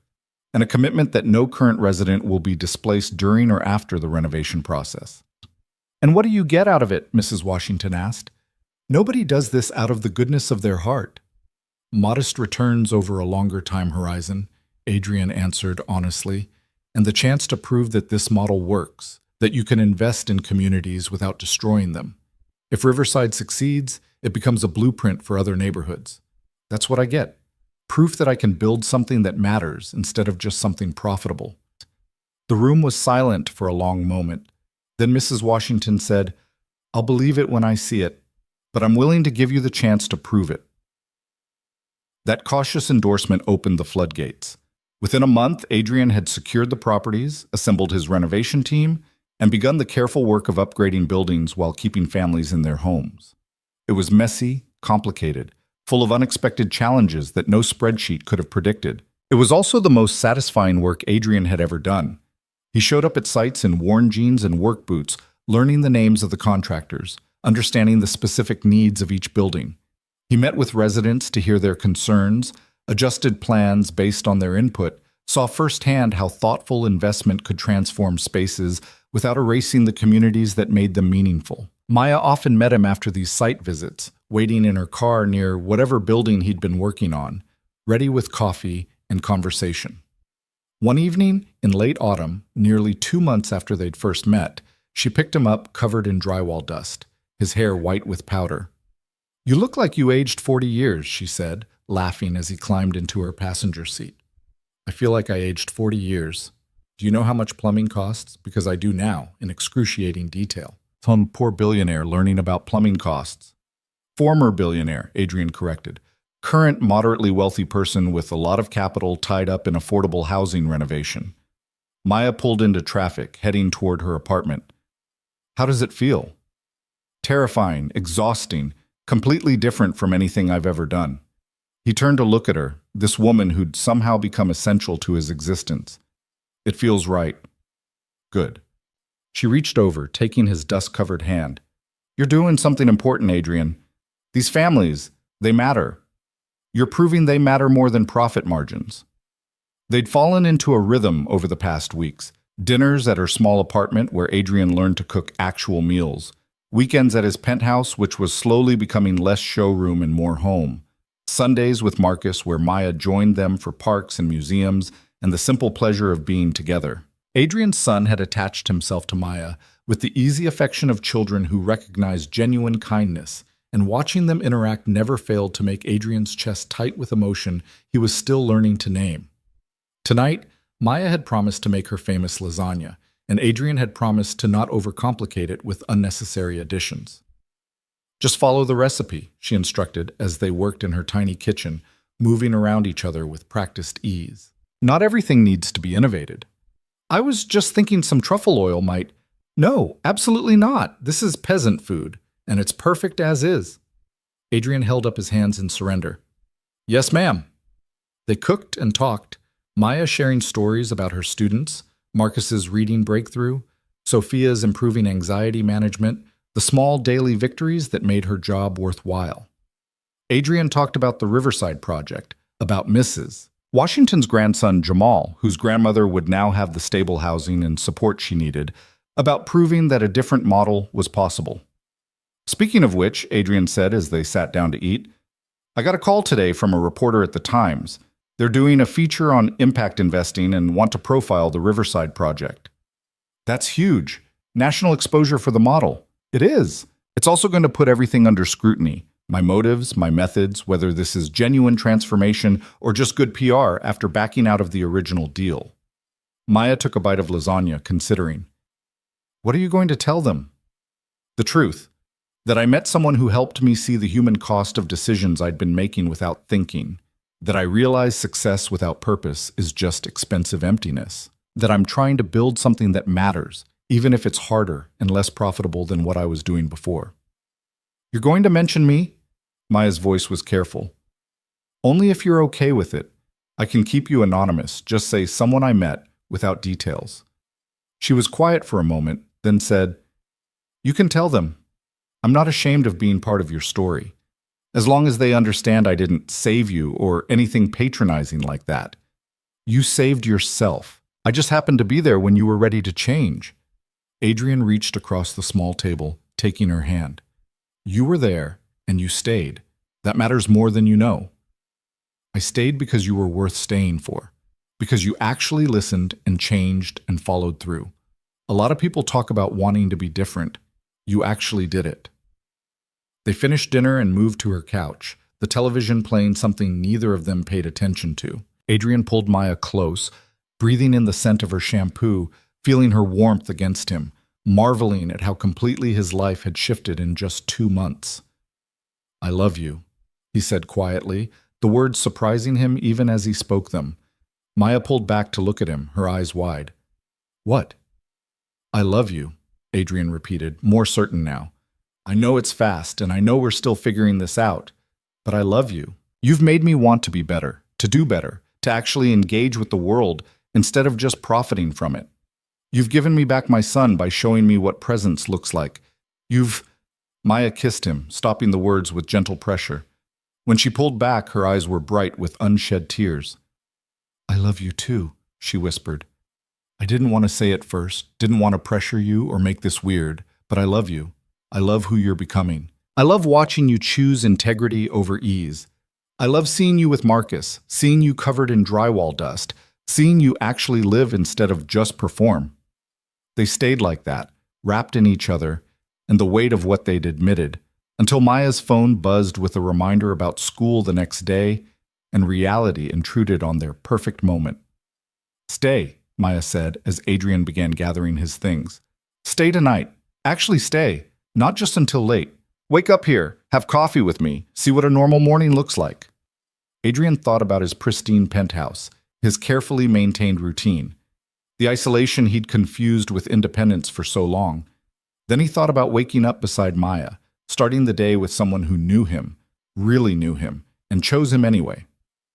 "Okay," he said. "Yes, I'd like that." The next morning, Adrian woke to sunlight streaming through Maya's bedroom window and the smell of coffee brewing.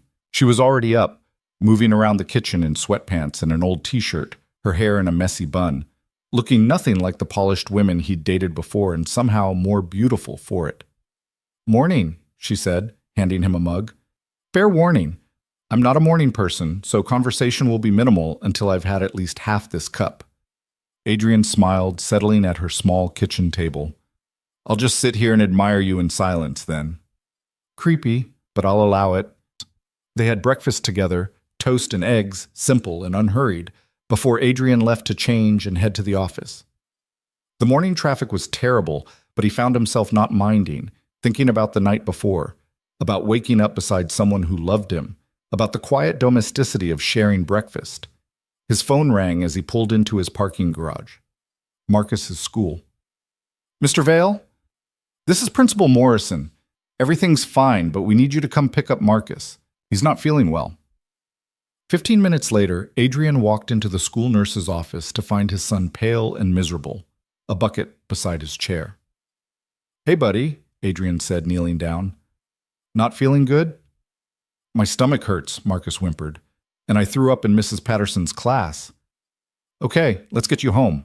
Adrian signed Marcus out, carried him to the car when his legs felt too wobbly, and drove him back to the penthouse. He settled his son on the couch with blankets and ginger ale, canceled his afternoon meetings without hesitation, and spent the day doing something he'd rarely done before, being present for his child's illness.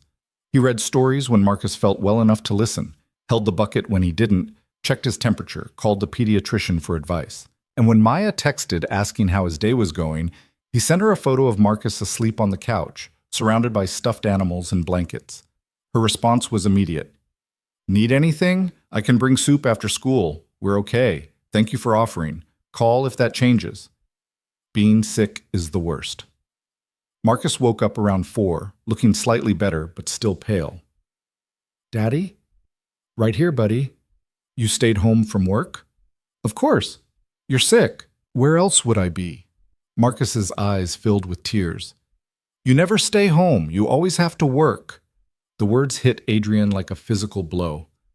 "I know, I'm sorry, but that's changing, okay? When you need me, I'm going to be here. Work can wait. Promise?" "Promise." Marcus fell back asleep and Adrian sat there beside him, one hand on his son's back, feeling the gentle rise and fall of his breathing. This was what mattered. Not the deals or the dollars, but these moments of simple presence, of being there when his child needed him. The Times article ran 2 weeks later, a full-page feature with photos of Adrian at the Riverside site, talking with residents, reviewing plans with his team. The journalist had been thorough, interviewing everyone from Mrs. Washington to his former partners to Maya herself. Maya's quote made Adrian's throat tight. He didn't need saving. He needed someone to remind him that success without humanity is just well-decorated emptiness. He did the hard work of changing himself. I just showed him it was possible.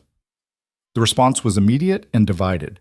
Some investors were intrigued, calling to learn more about impact investing opportunities. Others dismissed it as naive idealism that would inevitably fail. The business press was skeptical, questioning whether Adrian's transformation was genuine or simply clever, rebranding after a deal gone wrong. Adrian didn't engage with the criticism. He was too busy with the actual work, the renovations that were now fully underway, the families he met with regularly, the model he was building one careful decision at a time. 3 months after that first dinner at Meridian, Vail Impact Partners announced its second project, a partnership with a nonprofit to create affordable housing for teachers in the city's most expensive neighborhoods. Maya cried when he told her, understanding the symbolism immediately. "You're making it possible for teachers to live in the communities they serve," she said, her voice thick with emotion. "Do you know how rare that is? How many of my colleagues commute 90 minutes each way because they can't afford to live near their schools? I know, which is why this matters. Teachers, firefighters, nurses, essential workers who serve communities but can't afford to live in them. That's a failure of our system, and I want to help fix it." The project attracted significant attention. Mission-driven investors who'd been watching the Riverside development with cautious interest started committing capital. Adrian's model was working, not making anyone rich quickly, but generating steady returns while creating genuine social good. By spring, nearly 6 months after Maya had offered him a seat at her table, Adrian's life was unrecognizable from what it had been. Vail Impact Partners had grown to 12 employees, all passionate about the intersection of finance and social good. The Riverside renovation was 60% complete, with families settling back into upgraded apartments that preserved their community while improving their quality of life. His relationship with Marcus had transformed from distant to engaged, with weekly pizza nights and daily conversations and actual presence in his son's life. And Maya had become essential, not in a way that diminished his independence, but in a way that enhanced everything. She challenged him, supported him, loved him with an honesty that made him want to be worthy of it. One Saturday evening in May, Adrian took her to Meridian, the restaurant where they'd met, where she'd changed everything with a simple offer of kindness. "I haven't been back here since that night," Maya said as they were seated. Not at separate tables this time, but together, by the same window where Adrian had sat alone waiting for a date who never arrived. "Neither have I. I wanted to, though. I wanted to come back here with you and see how different everything looks now." They ordered salmon for both of them, echoing that first shared meal, and talked about the past 6 months, about all that had changed and all that was still unfolding. "I've been thinking," Adrian said as dessert arrived, "about the future, about what I want it to look like. And I want it to look like this. You and me and Marcus, building something real together. I want to keep growing Vail Impact Partners, keep proving that finance can be a force for good. I want to be present for my son's childhood instead of just funding it. I want to wake up beside you and make terrible coffee together and argue about whether truffle oil belongs in peasant food." Maya laughed, tears already forming. "It absolutely doesn't." "I know, but I want to argue about it anyway, for the rest of my life, if you'll let me." Adrian pulled a small box from his pocket, setting it on the table between them. Maya stared at it, her hand covering her mouth. "I know it's only been 6 months, Adrian said. "I know that by any conventional measure, this is too fast. But Maya, you changed my entire life in one evening. You saw through all the armor I wore and reminded me what it meant to be human. You've loved me at my worst and celebrated me at my best, and I cannot imagine facing any future that doesn't include you." He opened the box, revealing a simple ring, elegant without being ostentatious, beautiful without being showy, very much like Maya herself. "Maya Carter, will you marry me?" Maya was crying openly now, nodding before she could speak. "Yes. Yes, absolutely yes." Adrian slid the ring onto her finger, and then they were both standing, embracing in the middle of the restaurant while other diners watched with indulgent smiles. The same restaurant where Adrian had sat alone, hollow and lost, now witnessed his transformation into something whole. "I love you," Maya whispered against his chest. "I love who you've become, who you're still becoming." "I love you," Adrian replied. "Thank you for seeing me when I was invisible. Thank you for staying." They sat back down, still holding hands across the table, and finished their dessert while making plans for a future that was nothing like Adrian had envisioned 6 months ago and infinitely better for it. The wedding happened 3 months later, small and intimate in the community center where Maya volunteered. Mrs. Washington sat in the front row beside Marcus, who served as ring bearer with tremendous gravity. Linda catered, refusing payment despite Adrian's protests. Maya's students made decorations, their handmade signs proclaiming Mrs. Carter is getting married with the enthusiastic grammar of 8-year-olds. It was nothing like the society wedding Adrian's position would traditionally demand. It was perfect. "You look beautiful," Adrian said as Maya walked toward him, wearing a simple dress and carrying wildflowers, her smile outshining everything else in the room. "You look happy," she replied when she reached him. "Really, genuinely happy." "I am. For the first time in longer than I can remember, I'm actually happy." They exchanged vows they'd written themselves, promising not perfection, but presence, not wealth, but worth, not success, but significance. And when they kissed as husband and wife, the applause came from the community they'd built together. Residents from Riverside, volunteers from the center, colleagues from Vail Impact Partners, teachers from Maya's school, parents of Marcus's classmates. People who mattered, people who'd been seen and valued, who'd received kindness and given it back. The reception was potluck, everyone bringing dishes that represented their cultures and traditions. Adrian found himself dancing with Mrs. Washington, who told him firmly that he'd better take care of her favorite teacher or answer to her. "I will," he promised. "She saved my life." "She didn't save you," Mrs. Washington corrected, echoing Maya's own words. "You saved yourself. She just reminded you it was worth doing." As evening settled into night, Adrian stood outside the community center, watching through the windows as Maya laughed with her students, as Marcus showed off his ring bearer role to anyone who'd listen, as their combined communities mingled and celebrated. Sarah found him there, 2 glasses of champagne in hand. She'd stayed with him through everything, helping rebuild the firm into something that mattered. "Thinking profound thoughts?" she asked, handing him a glass. "Thinking about how completely my life has changed. 6 months ago, I was sitting in a fancy restaurant, stood up by a date, completely alone, even though I was surrounded by people. And now you have this.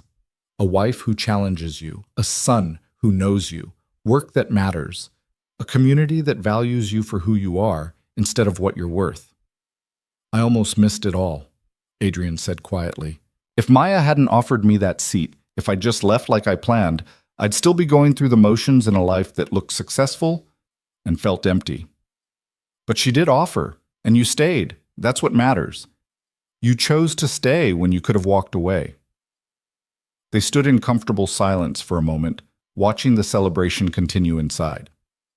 "The Riverside project is fully occupied," Sarah said. "Every unit filled, renovation complete, community thriving. We have 3 more projects in development. Investors are calling daily, and the Times wants to do a follow-up article on our first year's results." "And the returns?" 22% annual. Not the 300% you could have made demolishing the neighborhood, but solid returns while actually helping people. "The model works, Adrian. You proved it." Adrian thought about those early spreadsheets, about the 300% return that would have come at the cost of displacing 200 families, about Jamal and his grandmother, about all the people who would have become collateral damage in someone else's profit margin. "Success isn't measured in percentages," he said. "It's measured in whether you can look at yourself in the mirror and recognize the person looking back." Sarah smiled. "That's very philosophical for a guy who used to make decisions based purely on ROI projections." "I had a good teacher." Maya appeared in the doorway, beckoning to them. "Stop hiding out here. Marcus wants to dance with his dad, and I want to dance with my husband." Husband. The word still felt new, thrilling, right in a way nothing else ever had. Adrian took Maya's hand and let her pull him back inside, back into the warmth and noise and imperfect beauty of a celebration that honored who they'd become instead of what they appeared to be. He danced with his son, stepping on Marcus's feet and making him giggle. He danced with his wife, holding her close and feeling grateful for every choice that had led him to this moment. He danced with Mrs. Washington and Linda and even Sarah, celebrating not just his marriage but the transformation that had made it possible. Later, much later, when the celebration had wound down and Marcus was asleep in the car and they were driving home to a life they'd built together, Maya took Adrian's hand. "Happy?" she asked. "Happier than I knew was possible." "Even though you gave up the empire, the billions, the power?" I didn't give it up, Adrian corrected. I traded it for something better. I traded expensive emptiness for meaningful presence. I traded isolation for connection. I traded performing success for actually being successful in ways that matter. Maya squeezed his hand. I'm proud of you. I know I've said it before, but I'm so proud of who you've chosen to be. I'm proud of me too, Adrian said, and realized it was true. For the first time in my life, I'm actually proud of the person I am instead of just the things I've accomplished. They drove through the city they both called home now. Not his world or her world, but their shared world, full of communities they were helping to strengthen, people they were working to serve, a future they were building together, one careful choice at a time. Adrian thought about that Tuesday evening at Meridian, about sitting alone at a table waiting for someone who never came, about the loneliness that had characterized his existence even in the middle of success. He thought about the moment Maya's voice had stopped him, offering a seat with no agenda and no expectations, just simple human kindness. One choice, one moment, one person willing to see someone who'd become invisible even to himself. That was all it had taken to change everything. Marcus stirred in the back seat, mumbling something about being a tree again in his dreams, and Adrian smiled. His son knew him now, really knew him, not as a distant figure who provided resources, but as an actual father who showed up, who stayed, who chose presence over productivity. Maya rested her head on his shoulder at a red light, comfortable and trusting, and Adrian felt the weight of that trust as both responsibility and gift. This was success, not the billions or the empire or the reputation. This, being known and valued for who he actually was, having people who depended on him for more than money, building a life that mattered beyond quarterly returns and market valuations. This was what happiness looked like. Not perfect, not always easy, but real and earned and worth every difficult choice that had led here. The light turned green. Adrian drove toward home, not the penthouse that had never felt like anything but expensive square footage, but the house they'd bought together in Maya's neighborhood, where Marcus had friends next door and the school was walking distance and community actually meant something, where he belonged, where they all belonged. And as the city lights blurred past the windows, Adrian Vale, former billionaire, recovering workaholic, newly transformed human being, felt the kind of contentment that no amount of money could buy. The contentment of a life well lived, of choices made with integrity, of love given and received without condition. All because one woman in a simple sweater had offered him a seat at her table, seeing not the silent king, or the billionaire, or the empire builder, but just a lonely person who needed kindness. And he'd chosen to stay. That choice had cost him everything he'd thought mattered and given him back everything that actually did. In the end, that was the only equation that mattered. Not profit versus loss, but emptiness versus meaning. Isolation versus connection. Performance versus presence. Adrian had spent 32 years optimizing for the wrong variables. He'd been measuring success by the wrong metrics. Now, driving through the night with his wife beside him and his son sleeping peacefully in the back, heading toward a home that felt like it deserved the name, Adrian finally understood what it meant to get the equation right. And the answer was simple, had always been simple, was sitting right beside him with her head on his shoulder and his ring on her finger. Love, purpose, presence. The only variables that ever really mattered, the only success worth having, the only life worth living. And it had all begun with a single act of kindness from a stranger who saw him when he'd become invisible even to himself. A poor woman offering a seat to a lonely billionaire. A simple invitation that changed everything. The seat that changed everything.